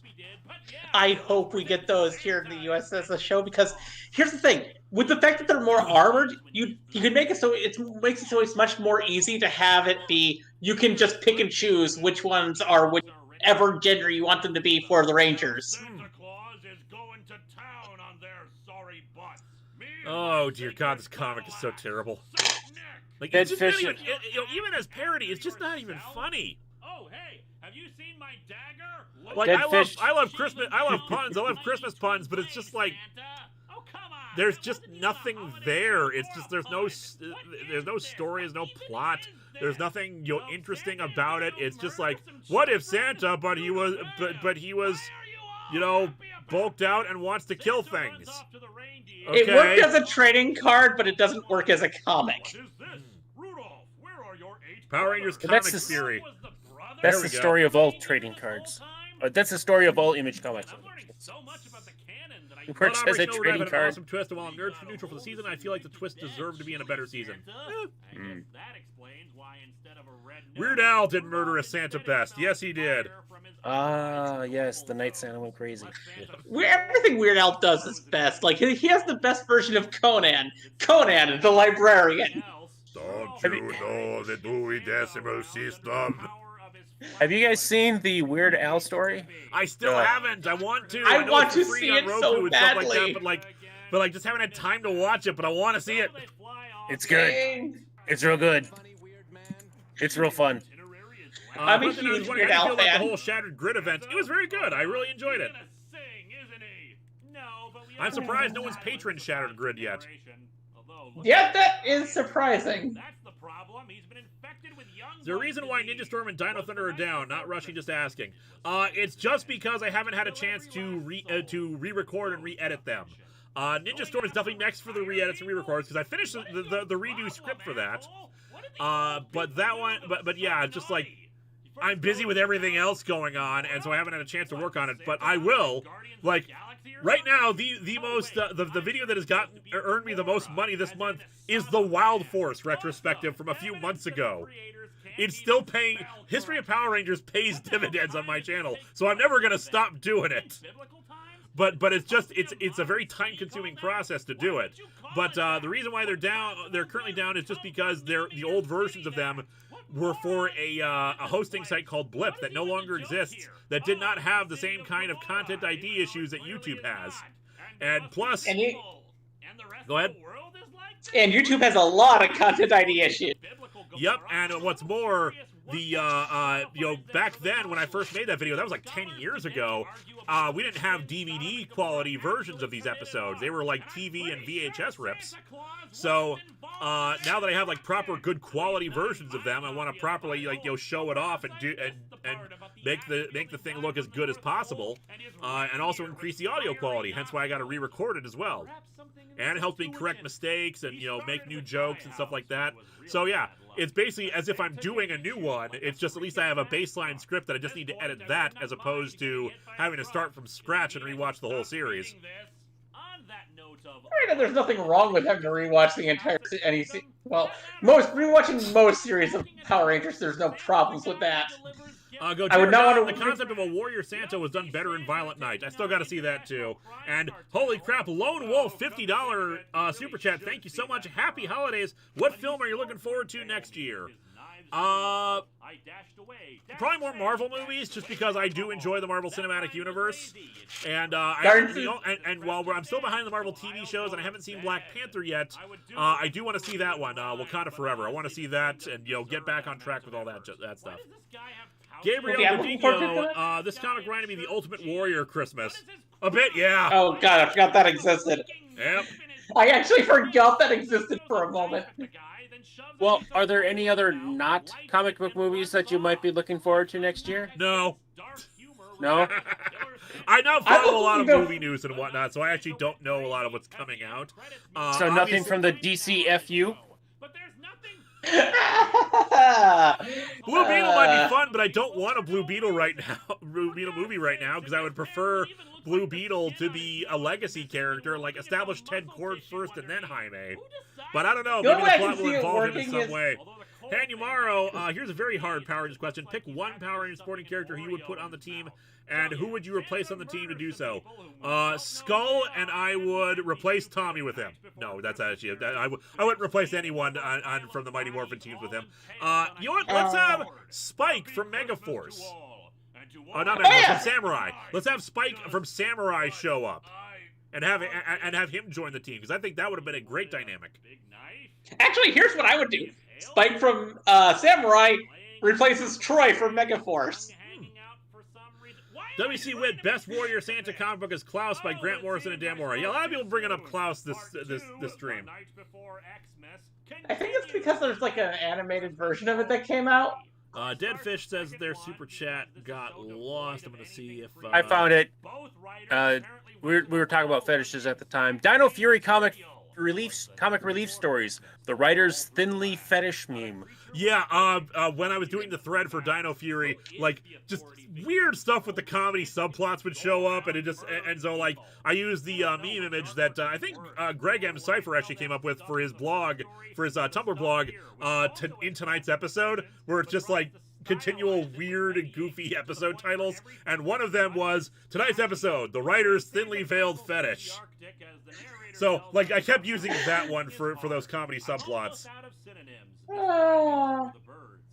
I really need Simon to finish Bennett Dino Fury. retweeted one of those, so I don't know if that's a joke, if that's a thing that was actually happening behind the scenes, or if he just enjoyed the joke of it.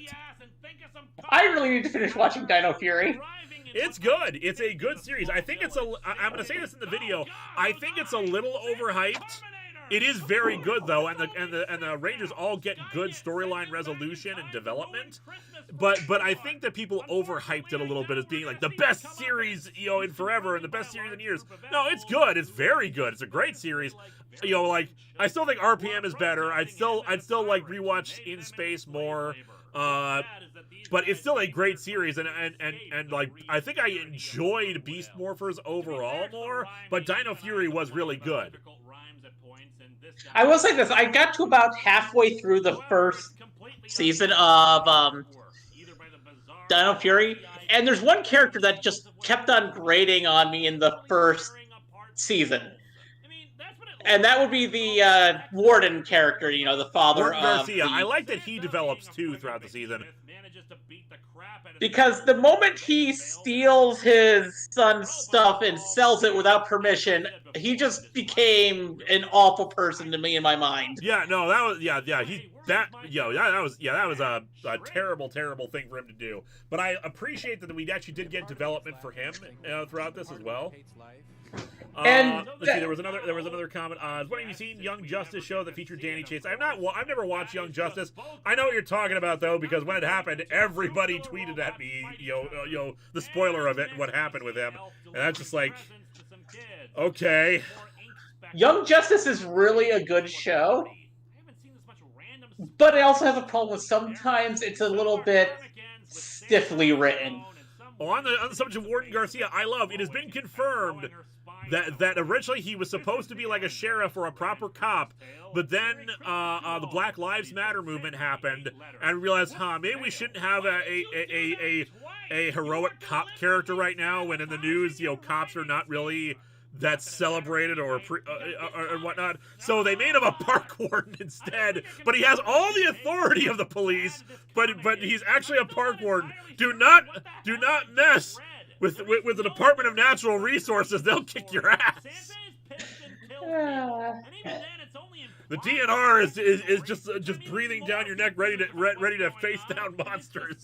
Santa the Barbarian is the first story, or an alternate take on the same idea. We don't even get to see him fighting the robot. Still don't know what the hell was up with this story in Santa the Barbarian with like this robot that just says tank on it. And yeah, Fedmon, the Warden's son is over the age of 18. They mentioned that early on in the show. He is 19, I think they said. Yeah, Izzy is the only character who was still in high school, and she graduated at the end. So so that's really that's really an asshole thing to do, to try to take it away from your adult son who spending his own goddamn money on it. He literally connected a weird list of power-related questions. If you could use a mentor from a different team to teach the Megaforce team, who would you pick? I don't know. RJ would be a good one, as I said, because he's a great mentor. But like, I don't know. It's hard to say Power because Rangers. the team itself is just so bland. From the 90s. What was that?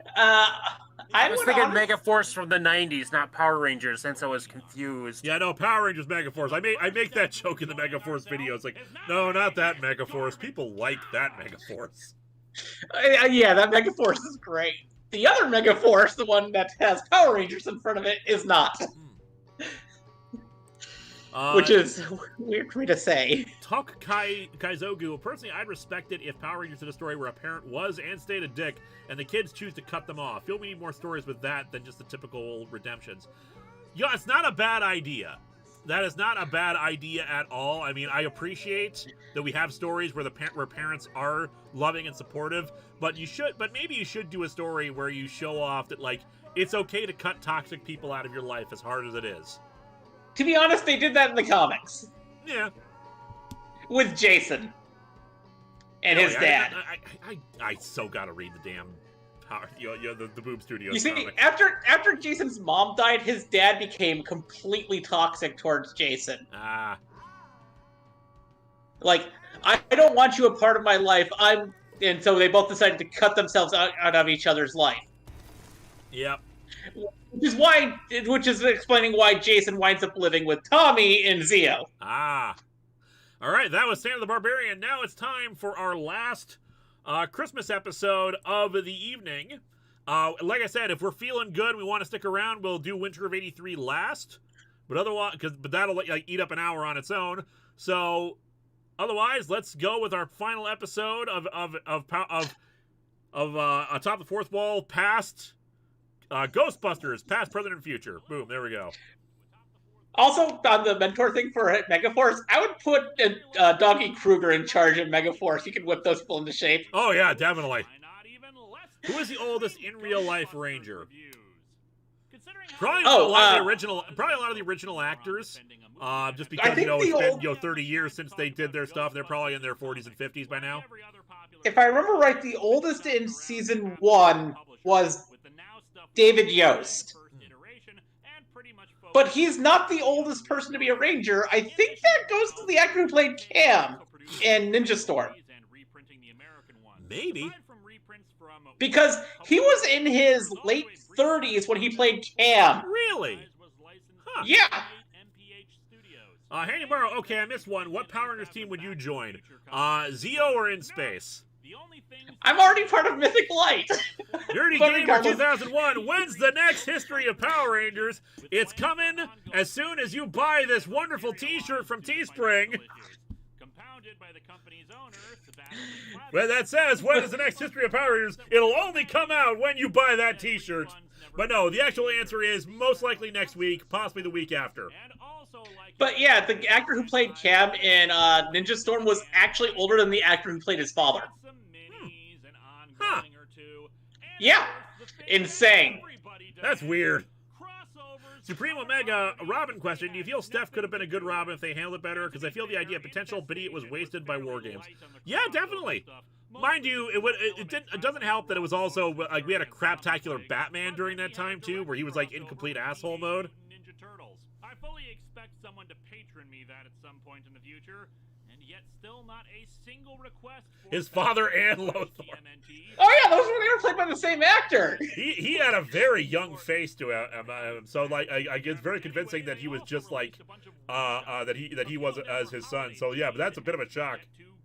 Yeah, he was the oldest actor in that season, if I can recall correctly. It's insane that happened. Oh shoot! I forgot to cut down this clip from the Scrooge one. I hope that's going to be okay for Content ID. But I only learned about that because I used to be part of this one Power Rangers fan boards thing where they kept track of all the random Power Rangers, and I would help moderate that board. Nice. This was back in like 2006. I joined that board, and I kind of left it around 2010. Mostly because I just didn't have time for being part of it with everything else I was doing. Yeah. Handy Morrow, okay, I lied. I found one more. If you could take one redeemed villain to mentor a Power Rangers team, who and why? You know what? I would not mind Rita mentoring a team. I thought that would be really cool. Mind you, I prefer we get Barbara Goodson back for it. I really do not like the actress they've been using since Mystic Force for Rita. I would have loved it if after, like, In Space, Zed had returned as a mentor. I dig it. Densetsu Gojira, and at least this isn't Dave Coulier Venkman. I actually I actually hate this version of Peter Venkman in this comic so much that I give him the Dave Coulier voice. Rita or Corone, since Corone got to be a Ranger. I don't see Rita as a hero. Well, she isn't, but she got redeemed and she became the Mystic Mother. I say redeemed. Also, she got a big energy wave that turned her human. Also, legitimately, I would love to see Tanaya 7 return in a series and be. That'd be cool. Let's see. There was a question that I actually wanted to answer. Why can't you have legit teenagers playing teenagers? Child labor laws. Child labor laws prevent people who are under 18 from working certain hours. They still require certain sets. So while you could have 18 and 19-year-olds doing it, otherwise anyone who's like the standard age you would think of for teenagers, legally it's a lot harder to work with them and work around their schedules. Plus, in a show which has a lot of stunts and a lot of martial arts stuff, you have potential problems for injury on set for that. Yeah, they had to go through a lot of paperwork in order to have Justin? Yeah, and Blake Foster playing Justin in Turbo because, oh god, the amount of, like... That's the reason why you don't see Justin doing a lot of the more acrobatic fighting stuff that you see other Rangers doing because, they didn't want to have all the paperwork breathing down their neck. Yeah. Aaron Clark, what do you think about the Power Rangers reboot coming out soon? They say every few years there's going to be a reboot, and it never happens. Show me an actual, official statement from them saying we're rebooting the franchise, and I'll believe it. Yeah, it's the same thing once it actually exists.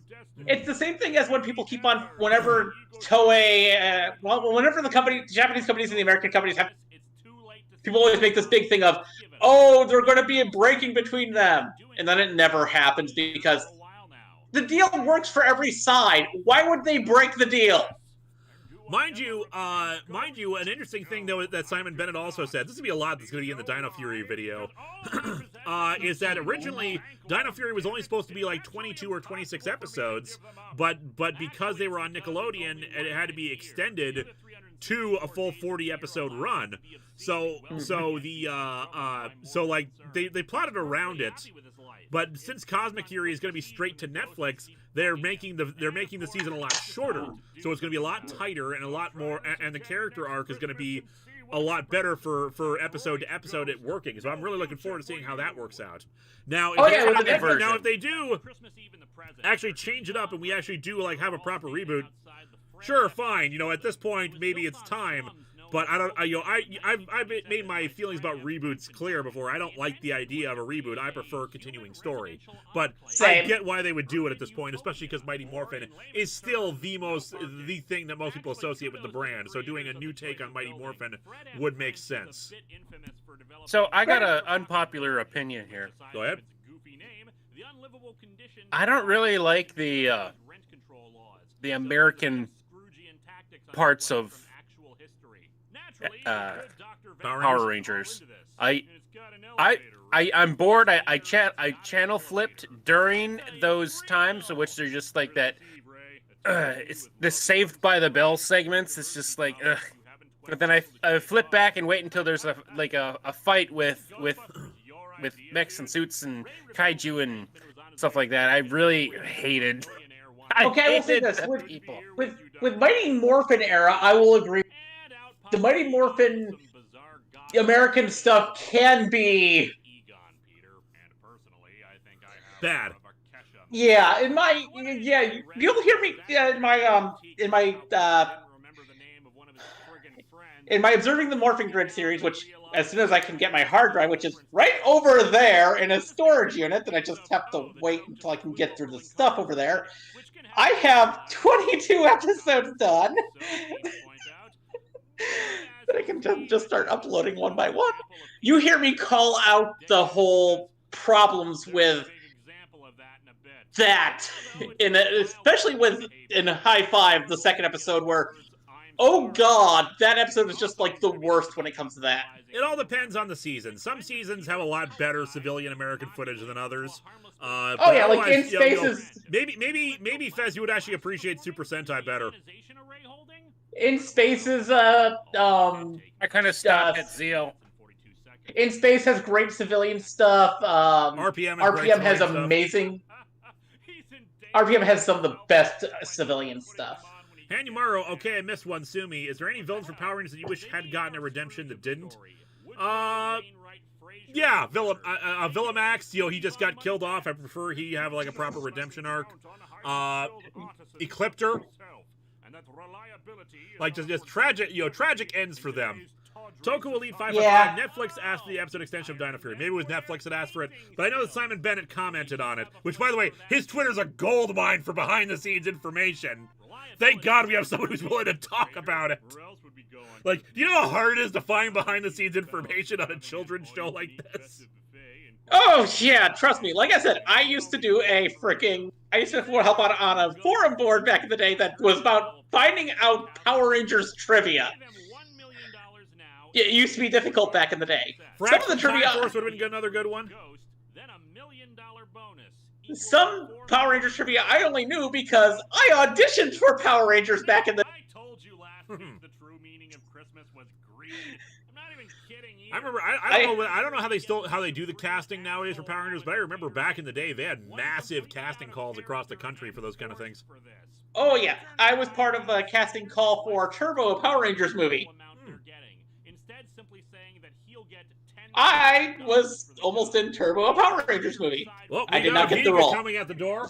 Pretty cool. And there's 4 of us. The math is pretty straightforward. Did you sing yet? I have not sung yet, no. Are you on? I'm on. It was falling apart when we Even bought when it. that's playing? Yeah, we just turned the volume down so we can talk over and answer super chats. Oh, okay. Yeah. Did we sing a carol yet? I want carol. Hi, Vega. Hi. Fez is here. Hey, Vega. Hey, Merry Christmas. I demand you sing. What am I singing? Happy Hanukkah. Dear Lord, even in Christmas, any universe, Happy Frieza Day. But Winston, Happy Festivus. we, my friend, are shareholders.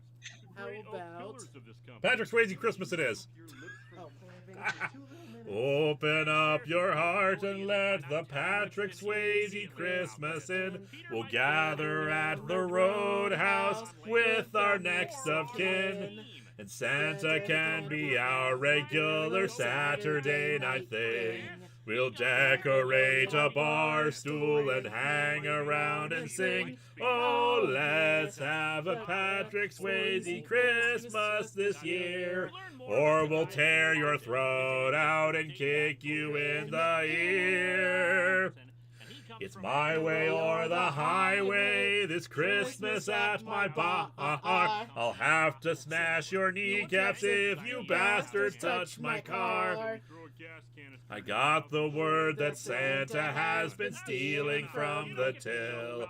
I guess that right jolly old elf better make out his will. Oh, let's have a Patrick Swayze Christmas one and all. And this can be the haziest.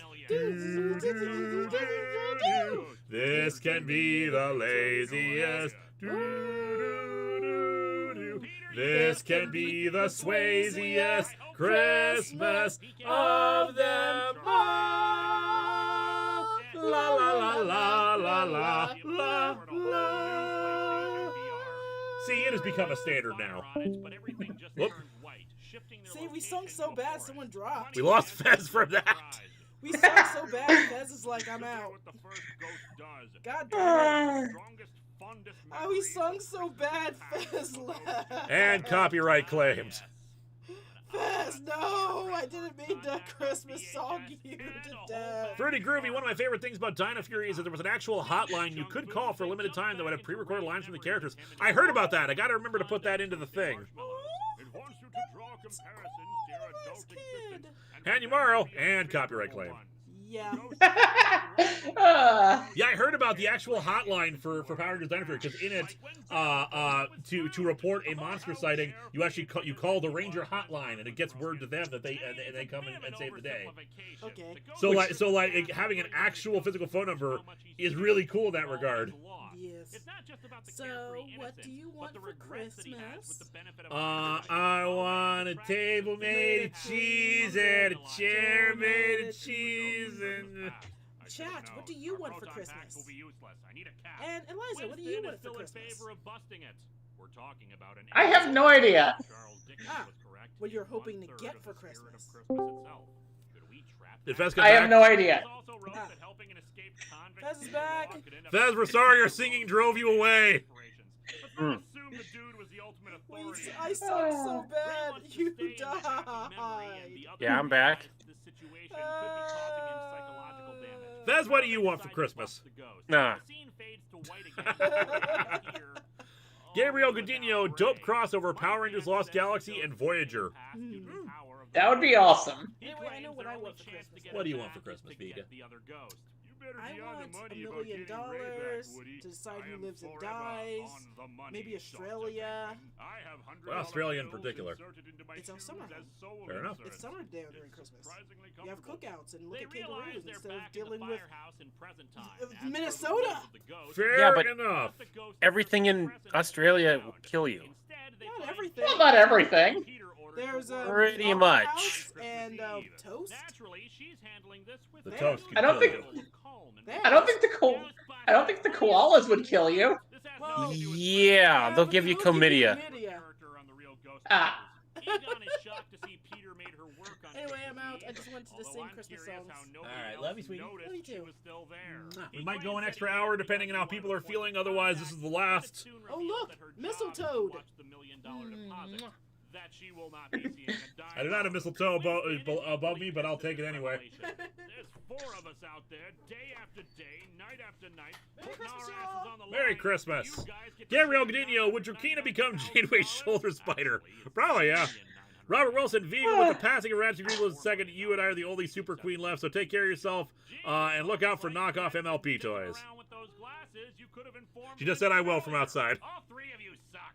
Winston throws off his proton pack and tells them to go to hell, which is probably a bit of a dumb move since it's not like he can interact with this vision. Drop bears don't exist. They're a myth. No, it's when koalas fall out of the trees.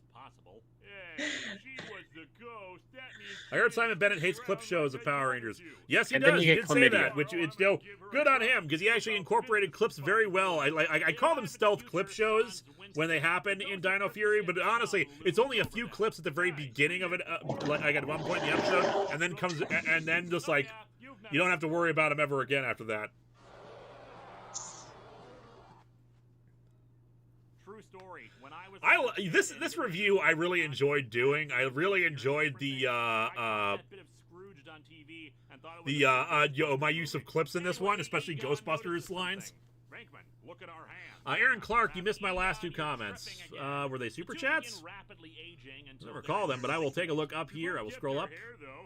Did Fruity Groovies. Yeah, Aaron Clark, it's only confirmed that I say super chats. Otherwise, if I see something cool to say in the regular chat, I will say it out loud.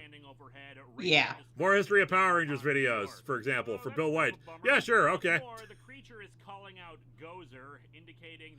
Yeah, Sean from Orange Ranger Videos mentioned that Bennett statement. Yeah, someone in the Discord posted up screenshots of that. So yeah, like I said, Simon Bennett's been so useful for finding behind the scenes info for Dino Fury and production stuff. Like, I'm so glad we have that now.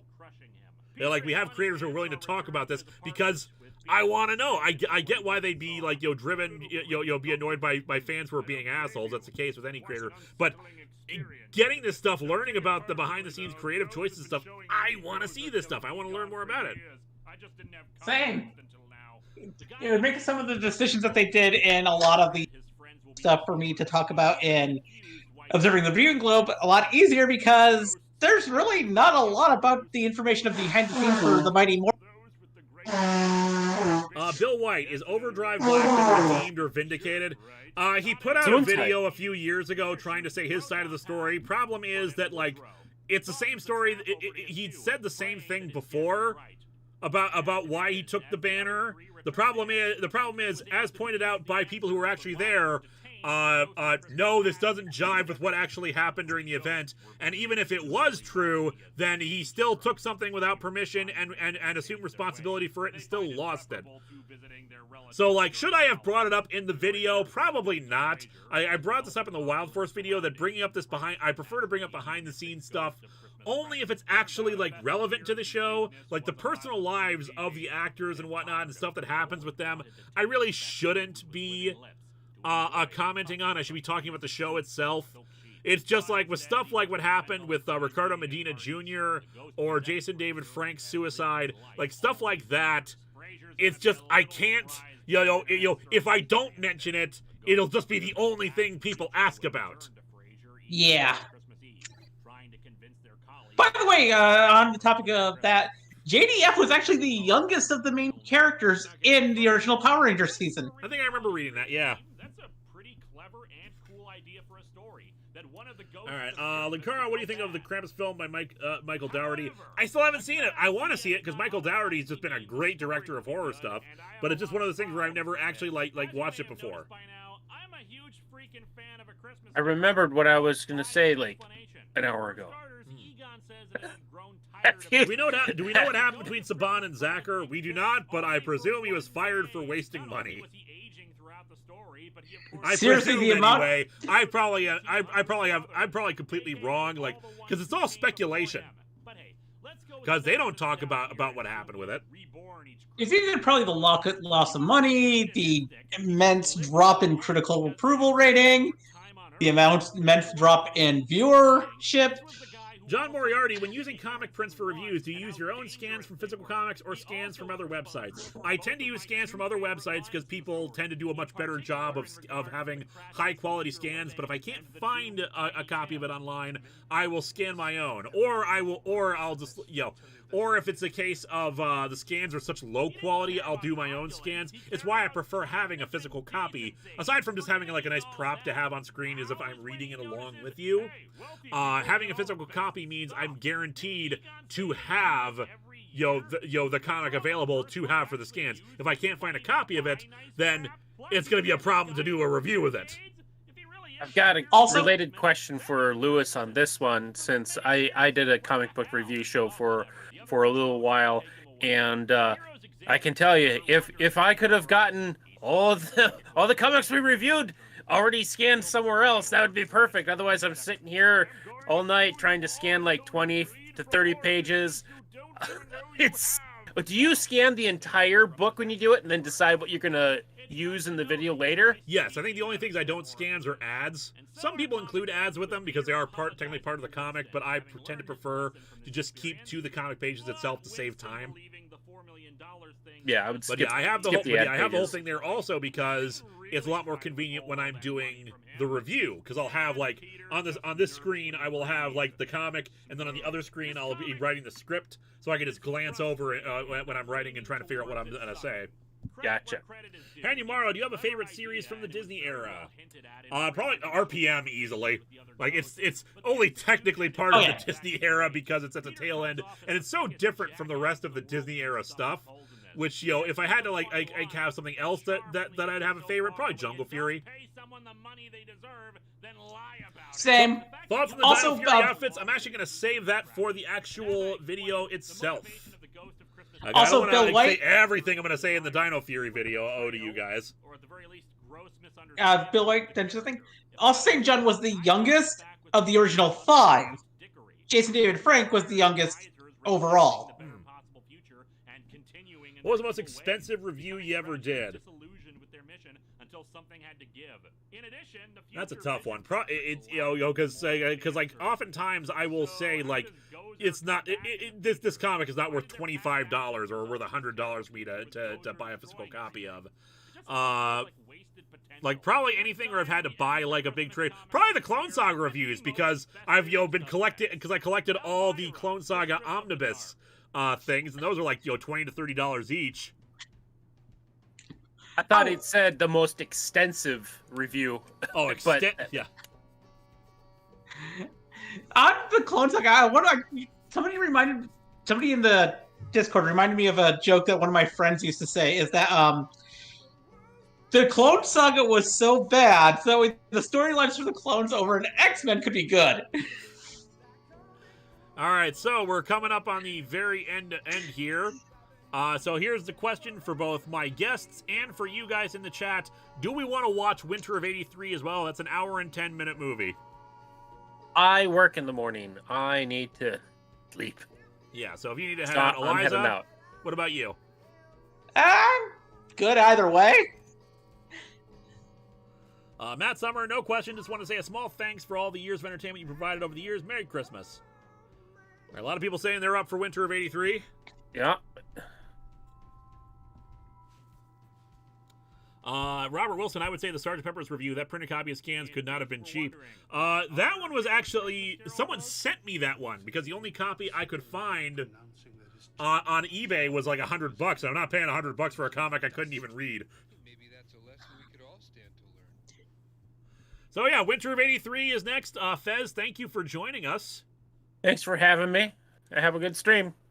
You have a good rest of the night. It's time to get spooky. For those who don't know, back in April, for my April Fool's video, I released my own analog horror movie. Well, I say analog horror series, but it was always meant to be like a movie, because the idea of it was like, can I make? Because I love analog horror. I love the ideas behind it, but I was like, could you tell just like a complete movie style story like this? Could I make this an epistolary novel?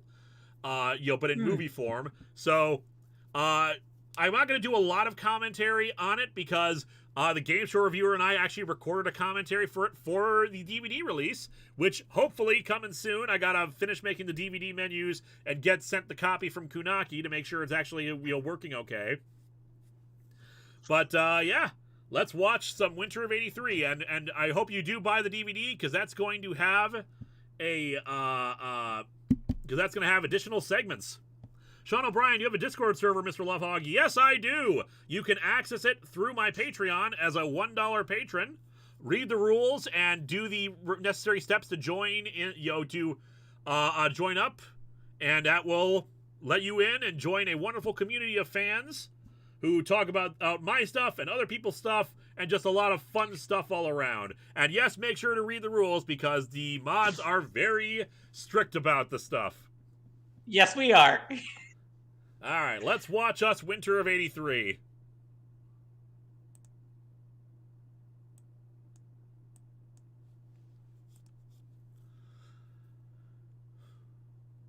I've had a lot of fun doing this. I was inspired just by watching a bunch of other analog horror creators. And I was like, I want to do this, and I want to do winter horror because I love winter horror. Yeah. Apologies, I don't have money to send to Patreon. It's all right. I understand. I appreciate just the support. Even coming out here and watching the stream is support, so I really do appreciate it. Will resume its broadcast at 7 a.m. Thank you for watching. Simon Bennett would be the person to follow for information on Power Rangers Nightmare. Are you going to do a sequel to Winter of '83? I have ideas. I have segments I can do and an overall plot idea, but I need to actually make enough to justify doing it because some of the ideas are a little more ambitious than I had before with this. In Fawn Circle, Minnesota, postal code 56283. K83FC is empowered. Farad just did an amazing job with these bits right here. Hanyamaro, this is a rough one, and technically this is only Power Rangers rated. What is the color coordination for the Atop the Fourth Wall team? Orange and brown Rangers would definitely be in there. Probably a black Ranger, red. Like we probably have too many hot colors. It's really the problem. We can have a white Ranger because my logo has me, has the white silhouette of me. It's a very flame-based team.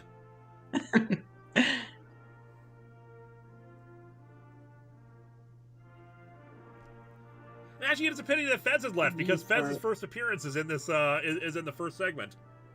Ah. Thanks for answering my question. I only have 100 more. That's fine. How do you do the VHS effect? I had their Creation video Effects has one for VHS.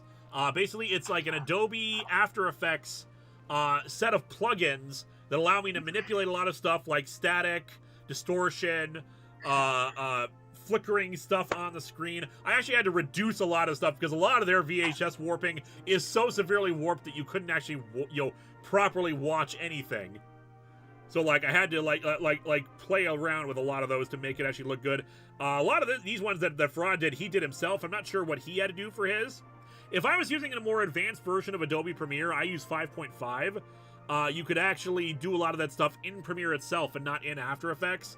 But since I'm using the older one, I have to use After Effects to get some of these effects down.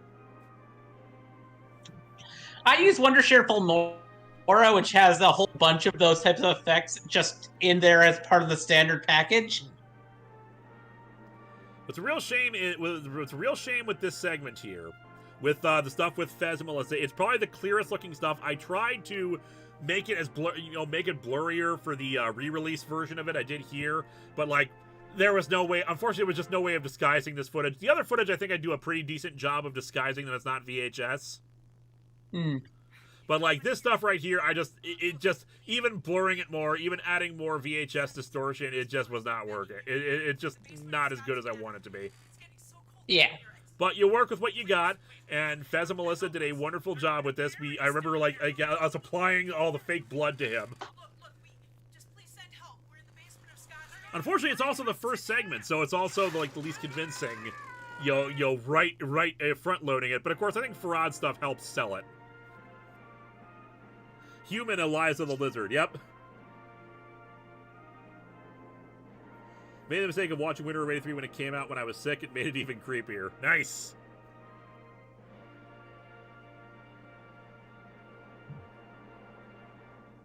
That was a fun 39 years ago. Oh god, it feels like it. Okay, the past 3 years have felt like the longest period of time ever. Yep.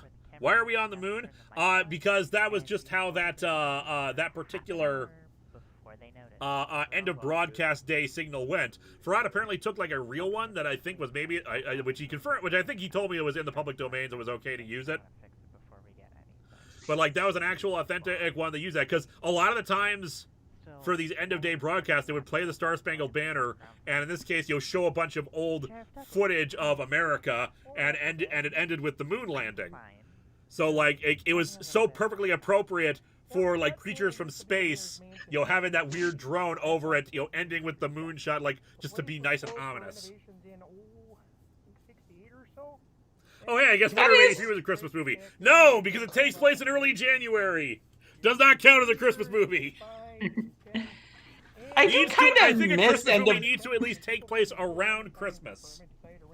Would you ever consider making an Atop the Fourth Wall Christmas movie? Maybe. And the story about the manor being haunted. Well, before the yeah, these oh, we're in Winter of '83 now. Awesome. Yep, that's what we're ending the night on. It went up 2 degrees. And unfortunately, we have nothing to say, we have nothing really to watch here during these audio segments. That bit with the with that shot of moving along the road, that was footage that Crimson took. I picked them up from the airport. Just like, hey, I need footage of traveling. Can you just like take my phone and film shots of the countryside and everything like that? It's like, oh, okay.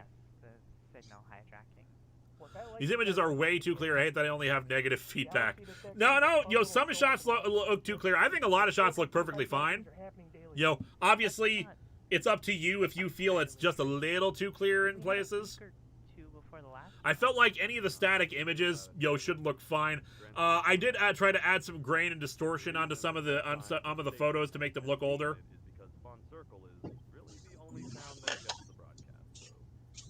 What was your favorite review to make? Do you regret any review? What does it mean to go 10 plus years?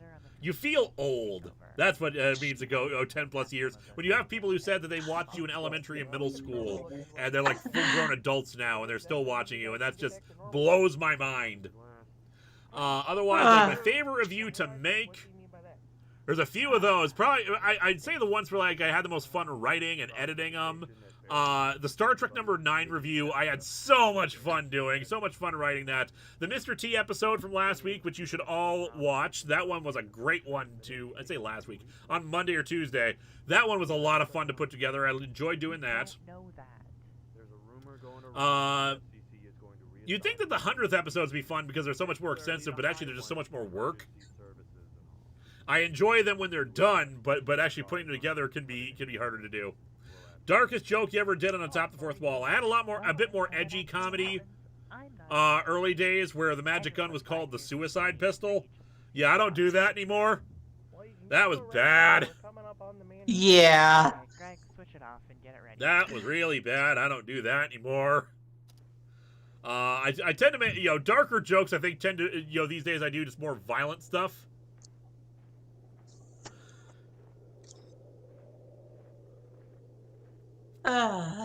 Texas Imperative episode I thought was great. Yep. I was in high school when I started watching CA stuff, including History of Power Rangers. Yep. Hanyamaro, if you love Christmas so much, why do you spend so much time murdering it over the years? Because Christmas has a sad side to it. There is a depressing part of Christmas, and sometimes it's fun to explore that.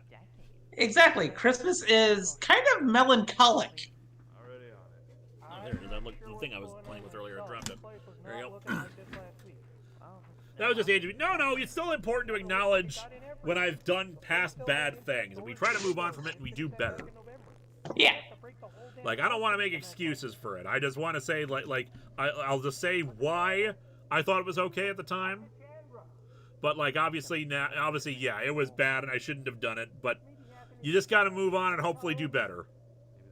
For example, I once wrote an article online regarding a certain movie, and I was really, really, in my opinion, harsh, because I really dug into insulting the filmmaker, and I completely regret doing that.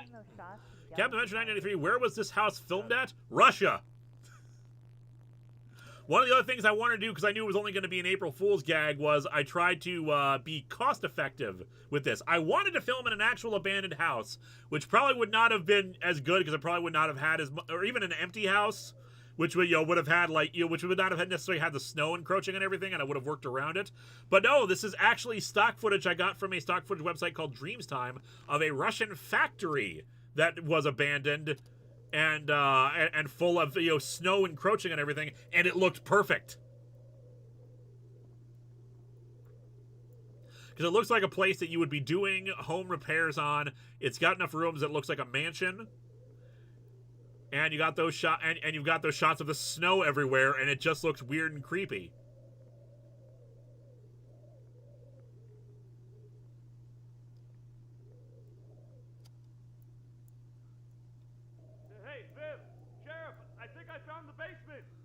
Like I said, I would have preferred, because I wanted to film as much as I could on my own, but unfortunately, yeah, no luck in finding an abandoned house I could film at.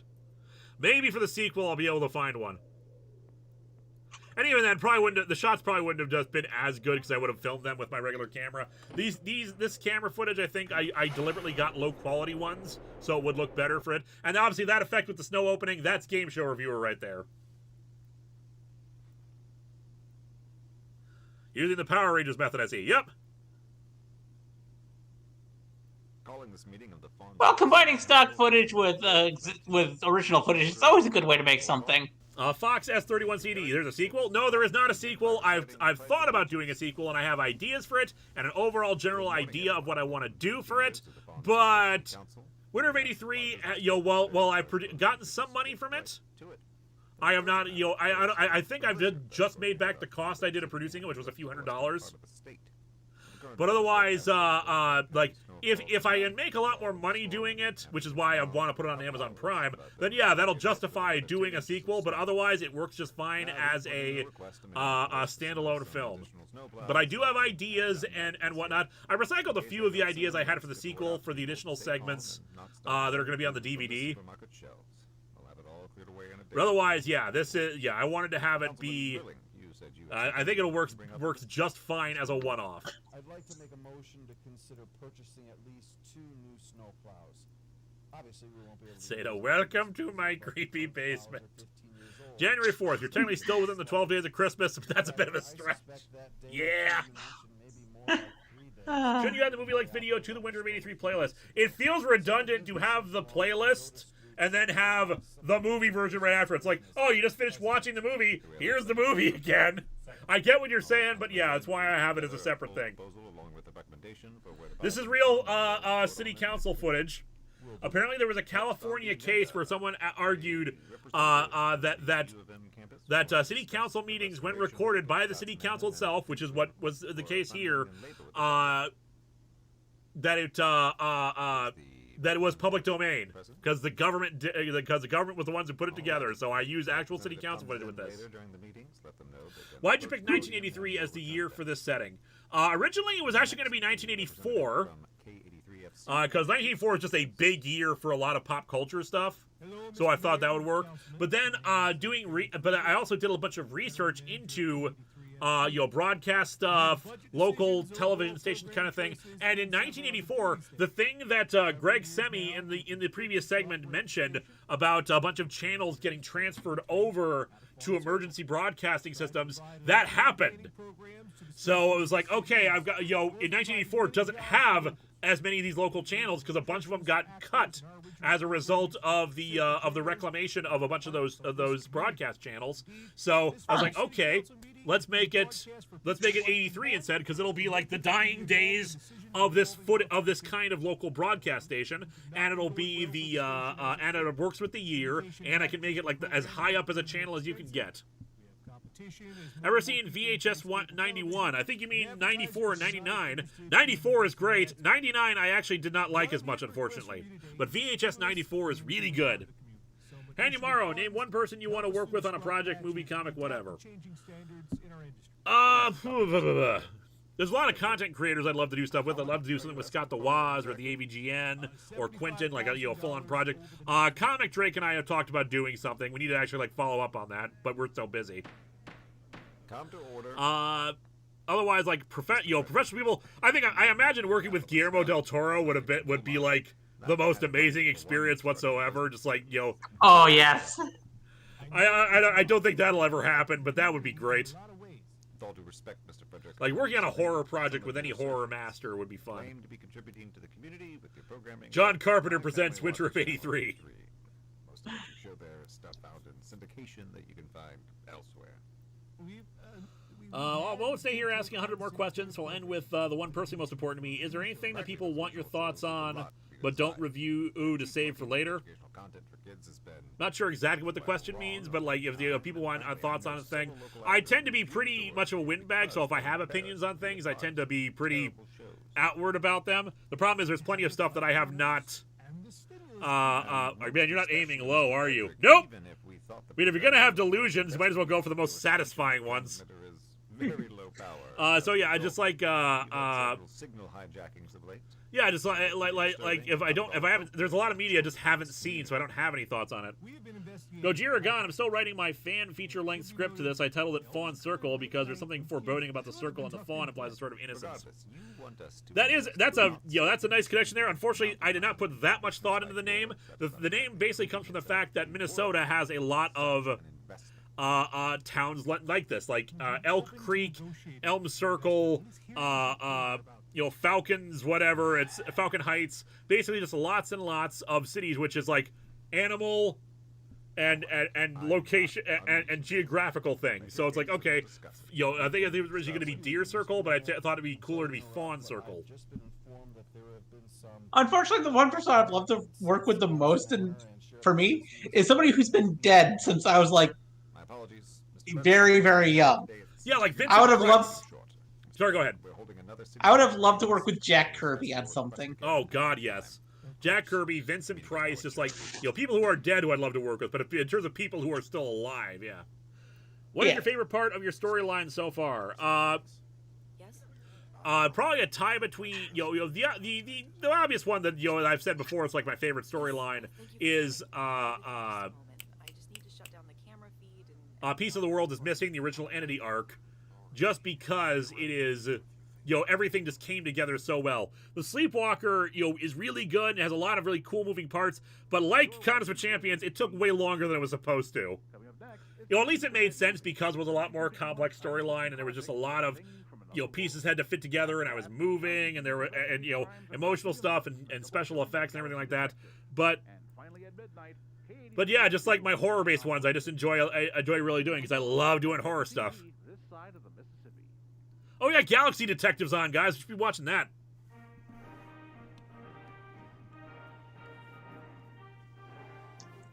I'd like to meet the citizens of Goose Plateau. Oh, Christopher Lee would have been sick, yeah. Oh yeah. Who created the K83 FC logo? Farad did. Because he needed a logo for the television station, so I was like, okay, you go wild. He made a Facebook post saying that he wanted to that he had gotten into analog horror recently, and he was like, and he was jonesing to do some fake television broadcast stuff. So I was like, dude, I have this project I want to work on. You want to do this with me? And he was like, oh, hell yeah. Bill Finger, that'll be another one to work with. I'd love to do. How many seasons of Galaxy Detective are there? Only one. Sadly, it died before its time because Galaxy Detective was tied in with Channel 83, and when the station went down, so did Galaxy Detective. John Moriarty, I love how you use some of Team 4-Star as your voice cast, because a lot of them actually are technically professional voice actors. I am blessed to know a bunch of really talented people. What about Stan Lee? Stan Lee would be would be a good one. Like, if you name any classic comics creator, chances are good that I would want to work with them. I would want to work with Stan Lee, but I'm pretty sure me and him would butt heads over the direction of the story. Tava Smolka, any opinion on covering Doomsday Clock in 2023? I have plans for Doomsday Clock. It ain't going to be next year, sorry. Jimmy has fancy plans and pants to match. Pictured actual footage of my day today. Yeah, because it is cold and snowy outside. Fortunately, we're not going to get any snow for up here for at least another week. It looks like. This poor woman, Catherine, and this woman's story is expanded a little bit in the additional footage for the DVD. So if you want to know more about her and stuff like that, maybe check that out. Scott Siensen. I don't know if I would want to work with Scott Siensen. What about Jerry Conway? Yes, I would want to work with Jerry Conway. Like, what did I just say about classic creators? Scott Siensen, I don't know if I would want to work with him, but like I've said before, he's the one that I always wanted to ask, what was your thought process for the Silent Hill comics? Because I hate these things, but I really want to know what motivated you to do this stuff. Because I really would like to know. I am genuinely curious. Same, because those comics are bad, but they're so bad you want to wonder what led to this thought process. Like I enjoy learning about the creative process for some people, what inspires them, what why they made the decisions they did, and in that case, I would really love to know that detail. George Perez, you just naming all these obvious people here. Of course, I would want to work with. Thank you. Thanks for answering my questions. Merry Christmas, man. I wish you many bad comics in the future, because if they were all good, you'd be out of a job. Also, you wouldn't have stuff like Superman's gun. Yep, I definitely want. Yeah. Thank you so much. Thank you so much for the kind words. It was only 30 to 40s weather in North Carolina. Yep, because down south it's going to be a bit warmer. Up here it's negatives. Good time. My hand hurt so much after filming that bit there because that's actually my hand on the fence there. Hanyamaro, filler stories in series have a bad reputation. Yet I'd say that the Machinations of Worm story was actually quite good. Well, that they are never mentioned again. Does that mean it can't be considered filler? I call it a filler arc because much like filler material in anime or TV shows. I wasn't ready to do the Sleepwalker yet, but I wanted to do another storyline, hence Machinations of Worms. But yeah, obviously it ended up being important and stuff has carried over from that. Background interview for reference, January 5th. Carl Demi and Darcy Milbanks. They're definitely the ones that I did the most distortion with their photos on, especially Darcy's. Because it's supposed to be like, a low quality photo. Supreme Omega, do you miss when Babs was Oracle? She's one of the few disabled reps in comics. Also, we know Cass is best Batgirl, and I wish Steph had a longer tenure. Agreed on all those points. I do wish Babs was still Oracle. I get it. I'm not mad at. I'm not mad that she's still Batgirl again because Cass is back. But I think that I do miss that representation, and she was great as Oracle. I love Oracle too. It's just. I will always be against them having the Killing Joke be the thing that led to her being disabled, because it's bad. Yeah. They could easily have had it be like she was in a car accident, or she had a, muscular disorder that caused her to lose the legs for a while. Or actually, fighting the Joker as Batgirl. Not be collateral damage in someone else's story. Yes, it is just having somebody have that massive of a change in someone else's story feels wrong. The Thing, question marks, was a fun touch. Yep, I love that bit in old Universal horror movies where they like kept the monster's name a secret in the end credits. And I thought that would be a cute little tribute there. I'm in Labrador, which is usually one of the coldest parts of North America this time of year. This year it's been one of the warmest. It's been disconcerting. Yeah, climate change is real, people, and it just creates weird stuff all over the place.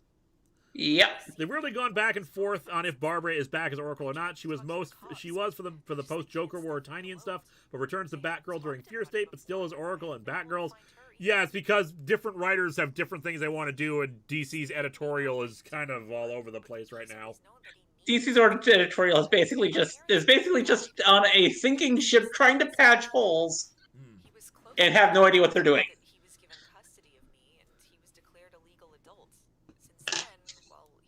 If I had more time, I would have written a short. Yeah, Colin Hall, I also wish I had more than 200 characters. Then again, in the words of Henry David Thoreau, if I had more time, I would have written a shorter letter. So maybe we are both windbags. It's all good. I get you. You believe DC editorial and Marvel editorial are broken? A bit. I don't know about things on the Marvel side of things, but DC certainly feels like it these days. Mind you, I haven't read a lot of modern-day comics right now just because I fell behind on everything. But Marvel's editorial was broken, but they're getting their act together. What do you think of DC doing a live-action Kingdom Come? No. No.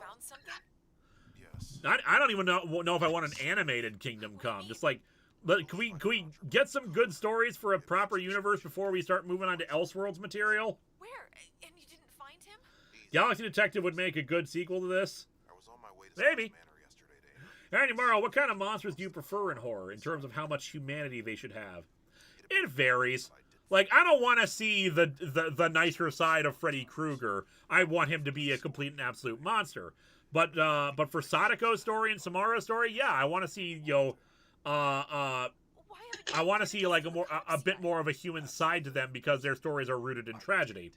If they're already out and out monsters, yeah, I don't want them to to sympathize with them whatsoever. But if their stories are tragic, yeah, I want to feel for them a little bit. What the hell are we supposed to do now then? Frankenstein is a good human side. Oh, you know who I think has one of the best human sides of all horror movie monsters is the original Mummy that was played by Boris Karloff. I still need to watch the original Mummy. Bill White, what do you think of working with I'm the King of Comics? Yeah, I don't know if I would want to work with Harry Fox. Would anybody want to work with him? Okay, I know plenty of people did work with him back then, but I don't think anyone nowadays would want to work with him.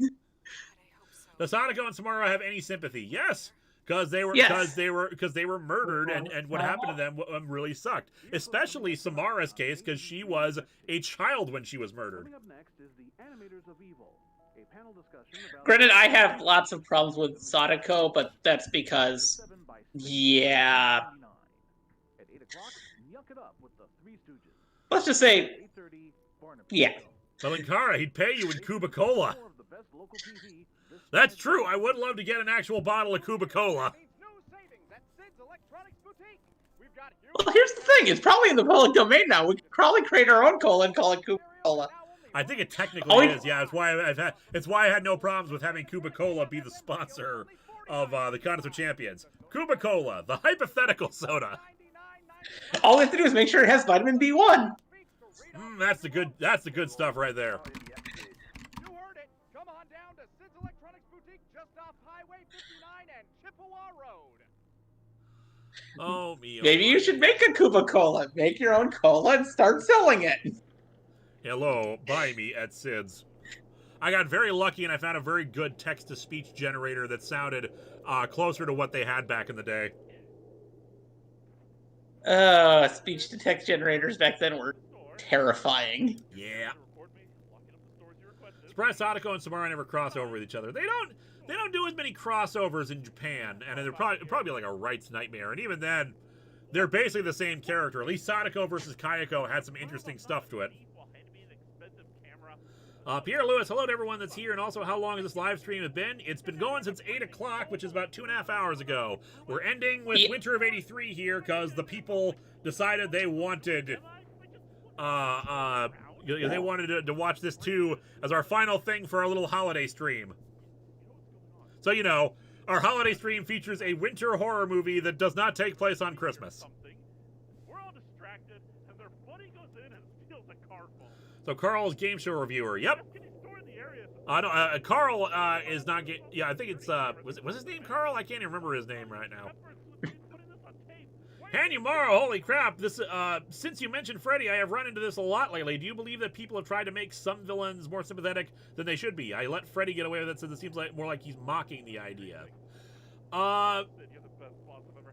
Yeah, I think some people have tried to do that. I think and as a result of modern horror these days tends to move away from singular monster characters to more abstract concepts as things. The Babadook. We don't know any backstory for the Babadook. It's just the Babadook. It's just this representation of grief kind of a thing. Yeah. So we have very vague demonic kind of creatures, but nothing with a backstory, so to say. They're just evil for the sake of evil. Did you film this too? Yes, I did. I honestly still like evil for the sake of evil characters. The fact that people like to make more and more of the complex villains have their place, but sometimes you need a good, I'm just evil for the sake of being evil characters that you can just really punch in the face.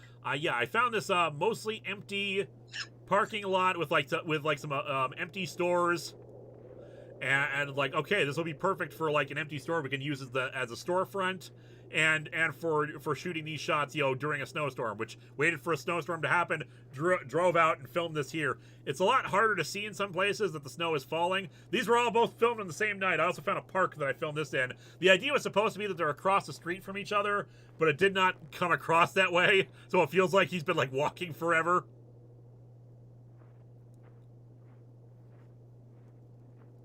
Yeah, thank you, Hanumaro, for a very generous super chat. I don't know what the translation for that is. I think that's a $50 super chat. So holy crap, thank you. Hanumaro, wish we had more pure evil characters, because I can tell from experience that some people are just bad. Yeah. Yeah, I've had some real life experiences that definitely prove that to be true. Do you want to build a snowman? No, I don't think I do. That's my hand there. I just use my hand for everything.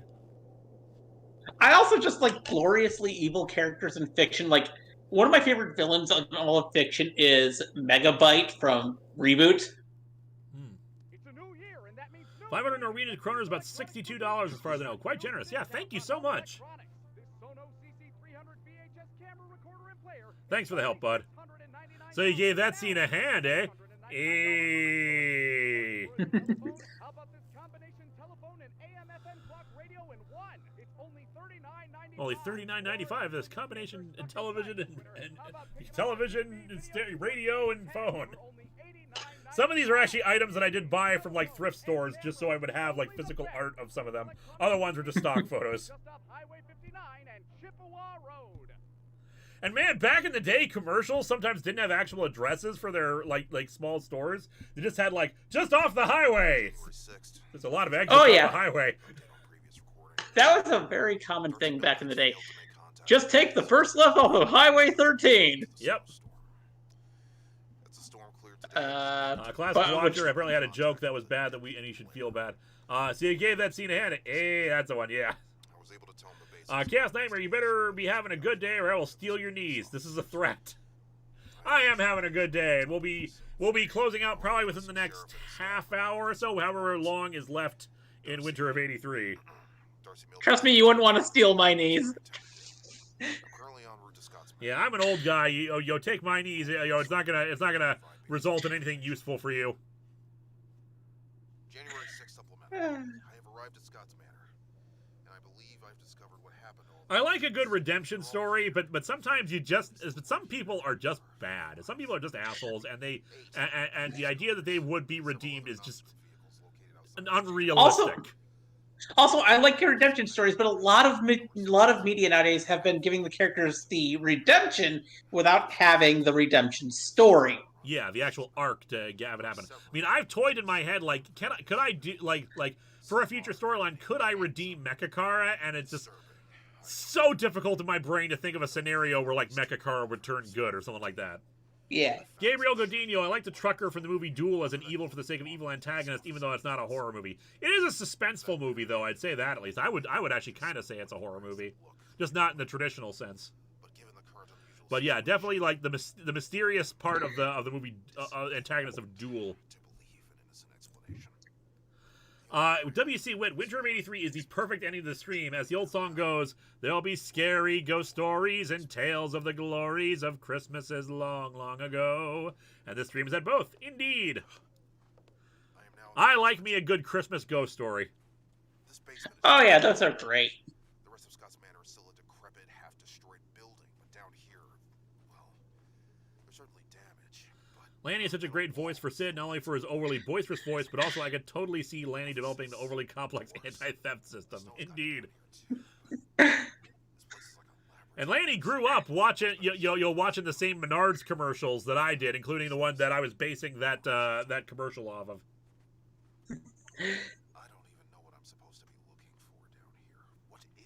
That guy seems like he'd die before becoming a good guy, to be honest. Yeah, that's the problem. Like any of the traditional things that I can think of off the top of my head for why he would suddenly decide to be good, like, oh, he meets a nice family and wants to protect them. Like, no, he doesn't care. He just does not care about them. If like, oh, so some humans are sympathetic, who gives a crap? Your entire species sucks. Chaos Nightmare. I've been having a bad day from 1 a.m. to 6 p.m. I had no power. Very sorry, especially during this season. So I already lost my knees. I also got a Twitch affiliate yesterday, so I regained my knees. So nice. Congratulations for that. Have you read issue 100? It's a crossover SCP stuff with your show. It's a bit mad, but seeing as it currently sits a rating of plus 100, it might be worth a read. I don't know. Indeed. I gotta look into more SCP stuff just because, like, everyone asks me about SCP stuff, and I, like, only know the barest of stuff about it. Probably know more about SCP than I do. Probably, yeah. I mean, I know of them, obviously, but it's just like I think I mentioned this in a previous stream. It's like, it feels like a lot of SCP stuff exists just for the sake of having lore, and not, like, for its, and not to tell a story. The only SCP thing I really know about are the IKEA, which... that just sounds cool as a concept of the IKEA that keeps you inside it. That sounds like a great drugs. Everything is code for drugs. But no, the answer is, like, when you get older, your knees get weaker. My knees get stronger, but not in the way people would want. Tama Smolko, what is SCP? Because I don't know what that is. The SCP Foundation is a collection of stories about monsters and weird phenomena that are all stored with it, and they all have a number. Yeah. You can have anything from, like, the inspiration for the Weeping Angels to, as you described, an IKEA you can't escape from. Or a star that wants to kill you. And it's flying towards Earth to try and kill everyone on Earth, specifically just to get to you. Yep. I'm sitting weird now. I'm getting more comfortable. Where I'm getting to. I'm like half cross-legged right now, sitting with you kids, resting my arm on my knee. You ever plan on revealing the entity's other siblings? Yes, I have plans for. I have, like, written down information for various other members of the Technumina, as they're called. One of them, like I've thought about, like, if I do, like, like, if someone, like, I've had a few comic artists before come to me and say, hey, I would love to do a Top Fourth Wall comic adapting some of this stuff, which is, obviously with the indie thing, and I just feel like, adapting an actual existing storyline, but if we were doing an original story, like, I have one for, like, a Technumina who, like, is based around, like, photography and digital images. So I think that would work really great. I want to work with the mediums that we do with. So, like, when we did A Voice from the Dark, I wanted the villain to be something based that could only exist in audio dramas. It's like a living sound, a living voice. Because you can't really do that, in the same way in, like, a television presentation or a comic form. Yeah. So, like, if I was doing a Top Fourth Wall comic, I would want to feature a creature that would, like, work best uniquely in the medium. Oh, that makes me want to work with you on making an Atop the Fourth Wall book someday. That would be interesting. Hanumaro, speaking of redeemable, how many of your villains do you believe could be redeemed? Ranked from something like likely to impossible if you wish.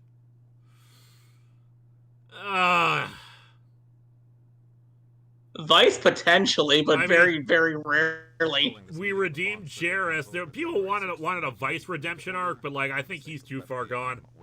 Yeah, the entity like I said, quasi redeemed. Like it's more just a matter of existential dread. Forces it to re-examine its goals and its existence. Technically, Aaron counts as a redemption. Aaron's a redemption, technically. Mirakar is not going to get redeemed. Mechakar, like I said, it's not impossible to do a redemption arc, but I struggle to think of a scenario that would get it to happen. Personally, I think he's just going to be like Ultron and be like, "Screw all you meatbags! I'm just going to kill you all." Isn't the voice dead, or like isn't Vice dead? Depending if you had like a typo there. Yeah, both are technically dead. But it's always a matter of I can bring it back to life whenever I feel like it if I can just think of a good way of doing it. But for now, they're dead. For the lore isn't really the vibe I get when reading SCP. Also, the Hateful Star got deleted / rewritten due to drama. Isn't missing number neutral beyond good and evil? I mean, it can say that, but I think eating people and absorbing them is kind of evil. What about Mirror Margaret? I don't see redemption. Basically, the direction I gave to her and the way I wrote the story was, you're Kylo Ren. It's entirely possible you could get a redemption arc, but you'd have to work really hard to do it. Yeah. And obviously with Star Wars stuff, I don't think they did a very good job with that. No, I really hate the final Star Wars film. When we talk about Star Wars stuff, it's just like, let's move on from that. Mirakar is dead, so he can't be redeemed now. True that. What other villains? King of Worms is dead. I don't see a redemption arc for them either. Go ahead, Melinda. Yeah, Linksano was redeemed. Yeah. How could Mirakar be redeemed? He got eaten by Morante.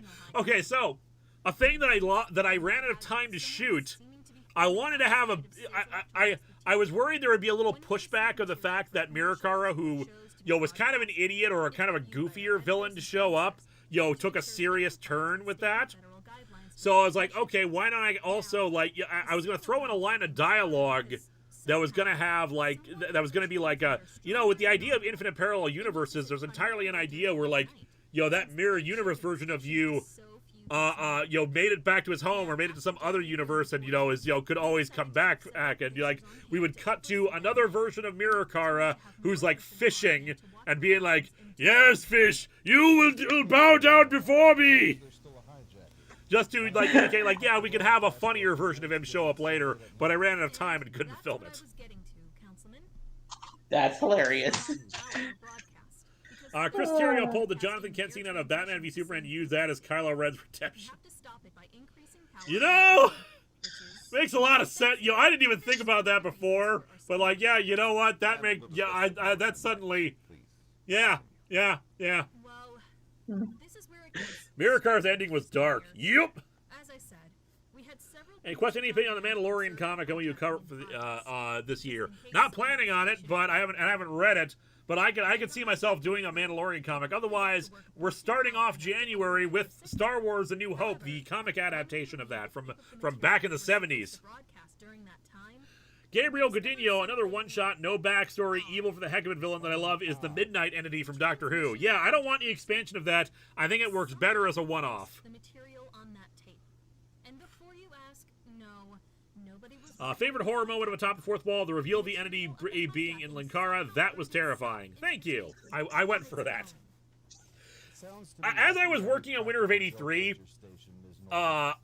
there's this problem that comes up because I'm technically an amateur horror creator. Sure, I've created some horror material, but I don't. Horror is not what I do all the time. So I'm constantly afraid when I'm working on horror stuff that it's not gonna be scary. That I have this idea in my head for something that I would find creepy, but if I actually put it on a video screen, will this actually be terrifying? So I have so much anxiety writing this. This is dumb. People are going to hate this. This is not going to be scary, etc., etc.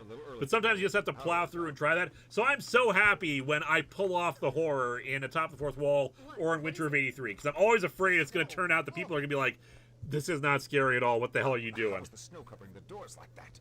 The blizzard only started a few Hanumaro, Linksano is pretty much a villain in the same way as Heinz Doofenshmirtz. He says he's evil, but it's more like he's trying to be evil than anything else. Yeah. We're completely buried. Well, he was distracted by a junior chemistry playset. Call 911 for help and try to start digging out of here. Darcy, shut off the equipment and call the police. Yeah, I'm always afraid of that happening, so I'm so happy when people say, like, oh yeah, that was terrifying. I study what actual professional horror stuff to make sure it'd be like, okay, if I structure it like this, it will be scary, or at least it should be close to scary. I think a lot of my music choices do heavy lifting in the horror stuff as well. Trying to make good choices for the music, because good atmospheric music will make a scene terrifying. Oh yeah, that's always the thing that you have to do when you're working on a thing, is you have to think about how this thing comes across. Like, my early short stories, I have no dialogue in whatsoever, because I could not write dialogue to save my life early on in my career. Colin Hall, hey, I know I said I wouldn't ask you more questions, but I need to know, what was the deal with the continuity alarm? So when I first started out, the thought process I had was, nobody gives a crap about the history of comics. No one cares about comic books. Comic books as a medium are a thing that people, the lore of superhero comics, people don't care about that. They care about their TV shows and movies. So I probably need to sometimes explain context, but I know people won't care. So I'll have this recurring gag, the continuity alarm, to get me to stop talking about excessive comics continuity. But the thing is, as I went along, people said, no, we want to hear about this. We don't know about this. Please tell us about the extensive comics lore. So the continuity alarm was like, oh, well, okay, I guess this is a thing now. Well, I don't need the continuity alarm anymore, so I just, I'll quietly retire it, maybe make references to it on occasion, but, there's no need for it because people actually want to know about comics. I still love the fact that you repurposed it to let you know. It's another sad state about the state of the industry then, because people want to read comics. They want to know about this stuff, but the companies aren't willing to put in the effort necessary to get new readers on board. Yeah, that's the thing that really needs to happen more. They need to have more, like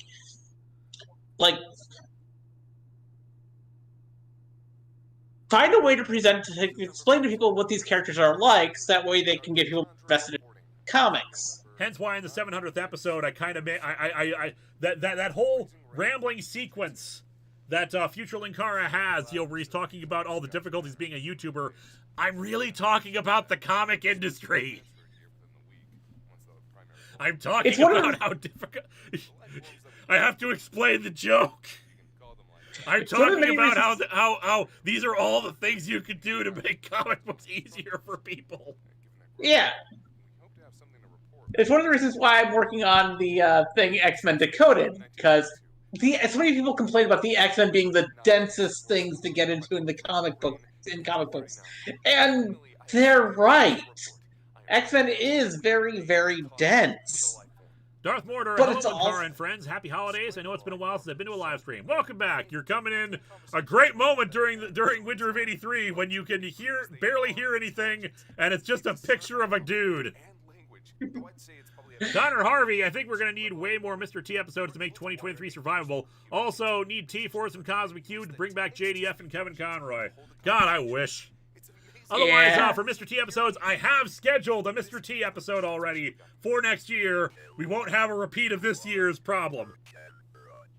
I just got to make it a point to always, to just remember, when I'm working on future schedule stuff, always make sure the Mr. T episode is there.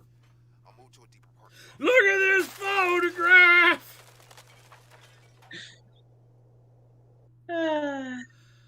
Tim Johnson, okay, I'm going to take a shower now. If I don't get back by the end of the stream, good night, Linkara, Eliza, and chat, and have a Merry Christmas and Happy Holidays. You too. I feel ashamed to admit this, but I actually like a bit of Nickelback stuff. Oh, I like a few of Nickelback's songs, too. It's just some of their songs are garbage, and I get why people dislike them, especially overplay.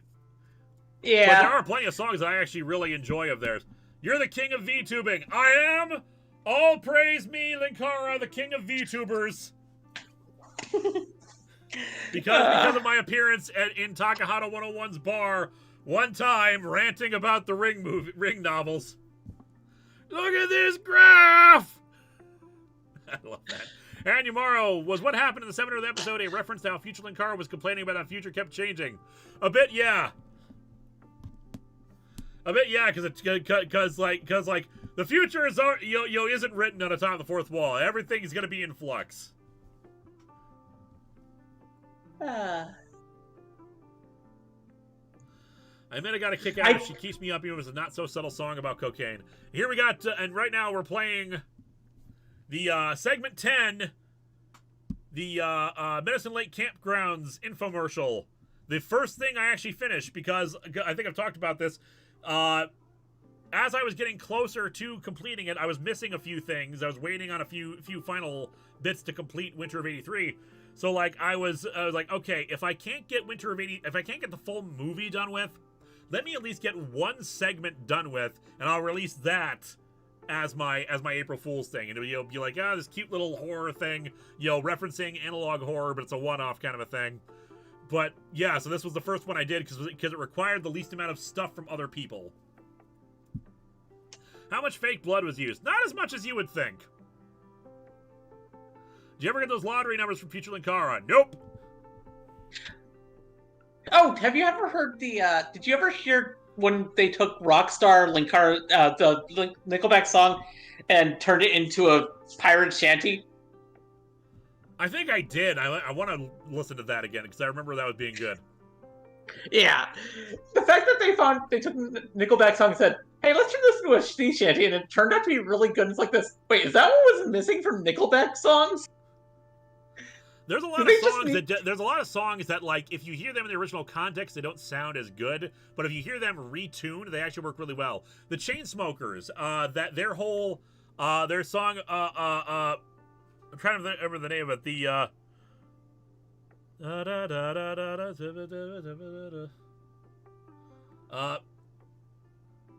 Mattress that you stole from my roommate back in Boulder. We ain't ever getting older. That song works better as an 80s song. It was remixed into one, and it sounds great as an 80s song. It's similar to what you've mentioned before in the Sgt. Pepper review, where sometimes songs that are experimental or just even sometimes songs that are fully done by one artist don't reach their apex until they're done by another artist. Clockwork Soul, future events such as these will affect you in the future. But is it all in the past? Catherine Perrin, this is easily the scariest segment of the movie. It actually made me nauseous when I first watched it, though. I remember I was also sick at the time, though. Understandable. Who was that bloody skeleton supposed to be? Take your pick. It could have been the human remains that whatchamacallit, that Carl Denby found. It could have been it could have just been the person who the lady from segment 4 came across. But clearly, it was somebody. It was somebody that the snow creatures killed and ate. Jacob Lerma will read a super chat when we get to it. There's your nightmare fuel, kids. Yup. Yeah, I don't think I have a confirmed thing of who that body is supposed to be. But yeah, that's why I used that skeleton as the basis for the poster for Winter of '83. I don't think I have it up yet. But yeah, the poster for Winter of '83. That's that bloody skeleton in the snow. I loved it. But it's very clear that it doesn't matter where we try to leave. Nickelback songs use simple, catchy compositions that share a lot of anatomy with folk music, so when you strip the butt rock over production from them, they're better. Yeah, that makes a lot of sense. Yeah, that makes a lot of sense, actually, yeah. Jacob Lerma, speaking of redemption, thoughts on Ken from Digimon? Oh, love his redemption arc. Oh, yeah, that was actually a really well-written arc, because it's actually much better if you also have gotten into the Japanese media, because a lot of Ken's story just did not make it over here. Seriously, there's a radio drama and a video game that actually expand on Ken's trauma. that led to him becoming the Emperor. Classic Watcher. It was A. Skell Eaton. Captain Parent is the skeleton Stephen Milbanks. Could be. Have you had the part with Little Karibo yet? Not yet. I want to thank Channel 83 for this generous help. Rest assured, when this crisis is over, we'll be most grateful. But what's my favorite Atop the Fourth Wall episode I made? My favorite is probably my JLA/Titans Technis Imperative, with a close second now of Star Trek number 9. I think that review is just so goddamn funny, and I was so happy with how it turned out. Pandy Morrow, I wish we get to see Past Linkara with a different kind of tune for the theme song and filmed in black and white just because it's funny. Not a bad idea. We'll do just like, we have Future Linkara. Let's do Past Linkara, who's like in the 60s somehow doing movie reviews on like, old school film cameras and stuff. Managed to get it open. Use Alexa or Siri for the voice of the monster. Neither. The voice is a text-to-speech generator that I found online that sounded as close as I could to text-to-speach voice software from the 80s. It had a lot of settings for adjusting its pitch and whatnot. I'm sorry, I'm starting to get hungry. So, pardon me, I'm going to show off some Christmas cookies I made. Because I want to eat something because I'm starting to fade here. Our Christmas tradition among my family is we get together and we make Christmas cookies that my grandma bakes. We decorate them. So the three I have left here, you have a Cookie Monster cookie. Nice. We have this reindeer, which just became like a blob because at that point I was running out of ideas for things. And this one was originally supposed to be a present, but because I was running out of ideas at the end, I turned it into a biblically accurate angel. There's these little sugar things that look like eyes, which we use them for some of these cookies. Captain Avenger 1993, and for your Christmas gift, a bar of soap.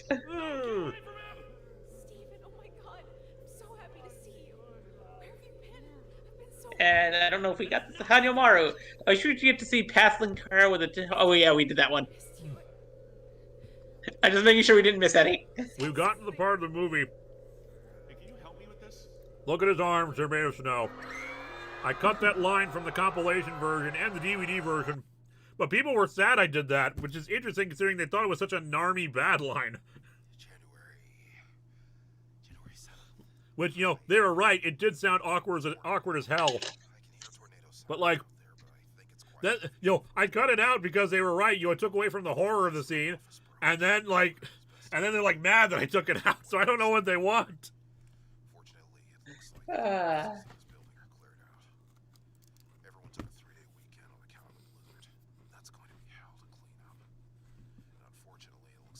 Sometimes there's no pleasing people when it comes to horror. Yeah.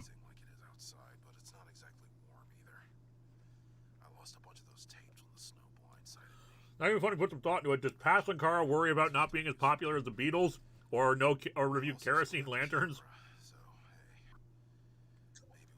Although somebody did post an interesting idea for Past Linkara.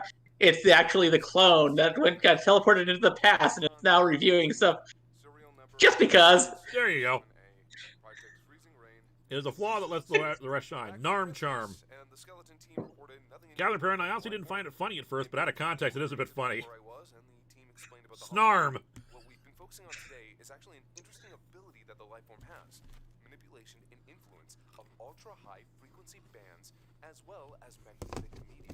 They're attracted to the ultra-high frequency bands in particular, moving towards transmitters that are utilizing them. We think it may be a form of sustenance for them, and in the process of manipulating the field for consumption, they were actually able to alter the transmission to create images. When we tested it with them, they did a rather impressive... So like that one Simpson Cheese at the mall focus group. Yep. And like their initial communications, almost akin to a child's drawing. But it was impressive. Is that Kaiser Neko? Yes, it is. However, what is somewhat... Got Scott Frerick, Kaiser Neko playing Dr. Chandra. I lost an entire entry this morning because whenever they were doing to manipulate the transmissions... Clone storyline was crazy, especially with Mechakara reveal. Everyone guessed it was Mechakara. Which I appreciate that. Matthew Street, what are you guys watching? We're watching Winter of '83, my April Fool's video from earlier this year, which I recommend checking it out if you like winter horror. Did we get Hanimaru's super chat? What are your other characters' favorite movies? I don't know. I'm trying to think. Like, Harvey likes the movie Harvey, the one with Jimmy Stewart and the Invisible Bunny.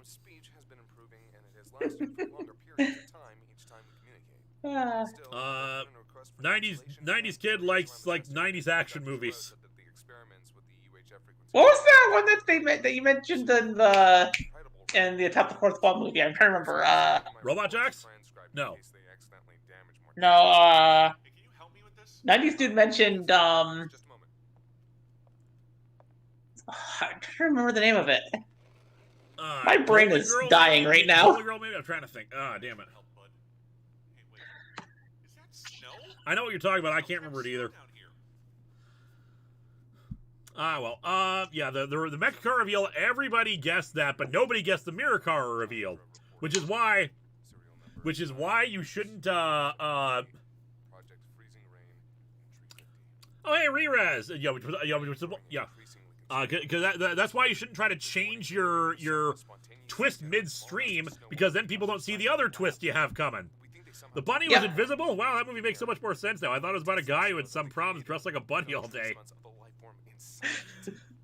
Oh, Rerez. How you doing, Rerez? Yeah, I haven't like properly talked with you in a while. I got to do a thing with you in the coming new year.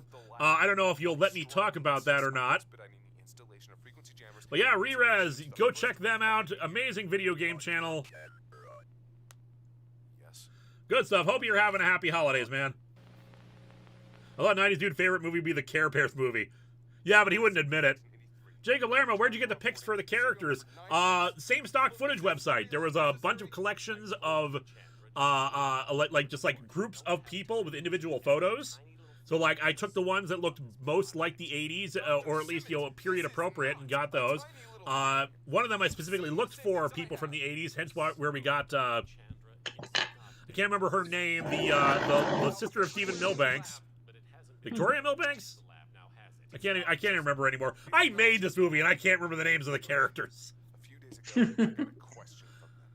Darcy Milbanks. That was it. It was Darcy Milbanks because it's named after Darcy the Mail Girl from Joe Bob's Last Drive-In. Like I remember them. I remember the references, but I forgot that. I forget these things. Yeah, so like she looked the most 80s, stereotypical 80s. That's why I grabbed her there. But otherwise, everyone else I wanted to look, because there's the 80s, and then there's what people think of the 80s. Because like people had like plenty of like normal haircuts and fashion styles, just like t-shirts and jeans and stuff like that. But then there's like the more outrageous stuff that did exist at the time, but it wasn't everywhere and on every person. Then you have some small towns like the one that I grew up in, where even in the early 90s, it felt like the 70s. Yeah. Sure, you can talk about it, but just don't mention the game. So Rerez has this new podcast they're starting where they take a game that never got a sequel or needs a sequel, something like that, and the guest will propose a new sequel. So he has tapped me to do that. I will not say what the game is as per his thing, but yeah, I'm going to do that relatively soon. I'm sorry I haven't gotten back to you on that. It's been everything, but I would like to do it. I think it's a great idea, and I think I'll have a lot of fun writing that up. Hanyamaro, in your opinion, what are the most important things to include and remove, respectively, from a story and or character? What are the most important things to include? Always just like why we should care about them. You don't necessarily have to have the most interesting story, but just like have some kind of story with them that makes us want to care about them. Remove extraneous bulk from their storylines, like having quirks for a character is nice, but if it's not working or not anything, it's not like gelling, just drop it. They don't. And if it's go ahead. And if it's not important for the story you're trying to tell, do not put in too much of their backstory into the front story. Yeah. It's the holidays. Everyone is crazy busy. Thanks, man. Last Drive-In and one on Shudder. I really need to watch those. Yes, you should. Joe Bob sometimes sometimes his rambling at the beginnings is like either is sometimes dumb, but like the man is overflowing with trivia and cool information, and like he's an expert on movies and the people involved in them. Talks about a lot of cool stuff that people don't usually talk about with some of these more obscure, weirder films. And sometimes, and a lot of times, he is genuinely still funny, and it's hard to tell because Joe Bob is a character that he's playing, but you can't. But like with internet reviewers, sometimes you can't tell where the character starts and the person begins. But Darcy is always a delight to have on there because she's just genuine.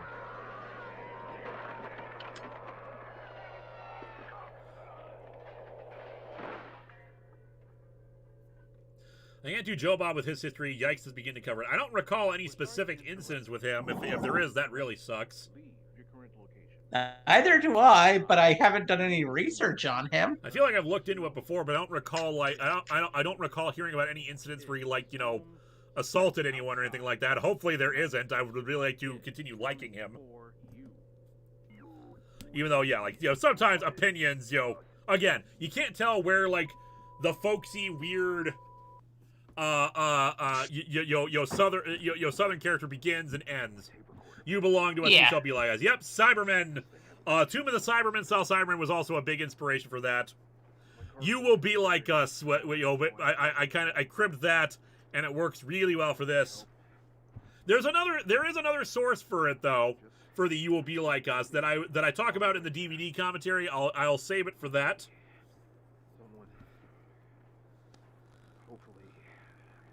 Oh me, oh my, oh me. You're slow. It's been Christmas for 6 hours already here. Well, some people don't consider Christmas Eve to be Christmas. I consider the entire season to be Christmas, but definitely both Christmas Eve and Christmas Day. What's your favorite Doctor Who episode of all time? That would be Remembrance of the Daleks, 7th Doctor story, which features Sylvester McCoy. It was probably my first Doctor Who episode ever, and it is really damn good. 5 Doctors. What was that? For me, it's the 5 Doctors, but that's again because it was my very first Doctor Who episode. I get you. Blink is another one that's high up there, even though it's a Dr. Light episode. And Battlefield is probably not going to be making anyone's favorite list, but I really love Battlefield because of the Arthurian connection. Just great acting and performances all around. It's a great story.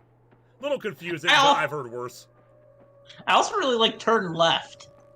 Turn Left is really good. I always love Road Not Taken kind of stories.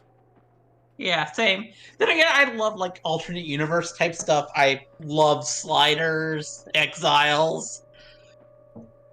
Reraz, my first Doctor Who episode was the Doctor Who movie on Fox. I had no idea what I was watching. I was never so confused. Yeah. That is a weird place to start with. It's a weird place to start because it's a continuation of the series. It's not going to hook new viewers, but I loved that movie as a kid because I approached it from the perspective of who I was at the time, a 9-year-old who was hungry for new Doctor Who material because we only had so much released on video. I forget how old I was. What year did that come out again?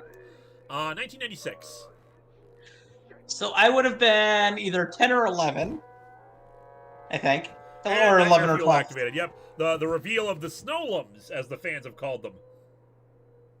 I had to be around 11 when it came out, and I was also very hungry because y'all see what the hell is happening? The end of the movie is what's happening.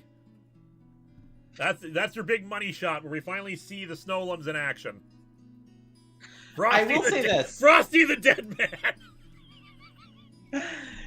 There we go. We have a bunch of fan names for these creatures. Frosty the Dead Man. The worst part of the 8th Doctor movie is definitely the Master. Yep. But he's also one of the best parts of that movie as well. Yep. Pour one out for the true victims of Winter of '83. Those who were looking forward to the Galaxy Detective Marathon.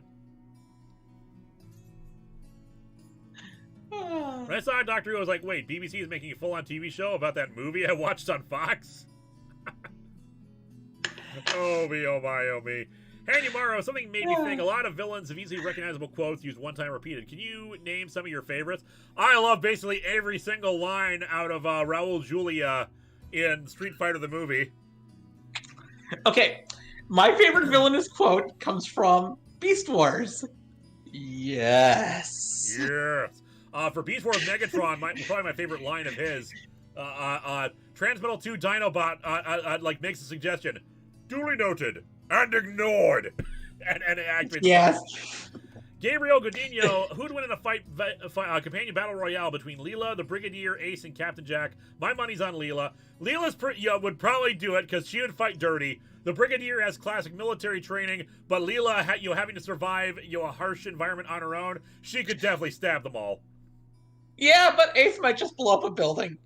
True. Jacob Lerma, what is your favorite Cinema Wins video? Mine is The Last Jedi and Rise of Skywalker. It makes me feel better for liking them.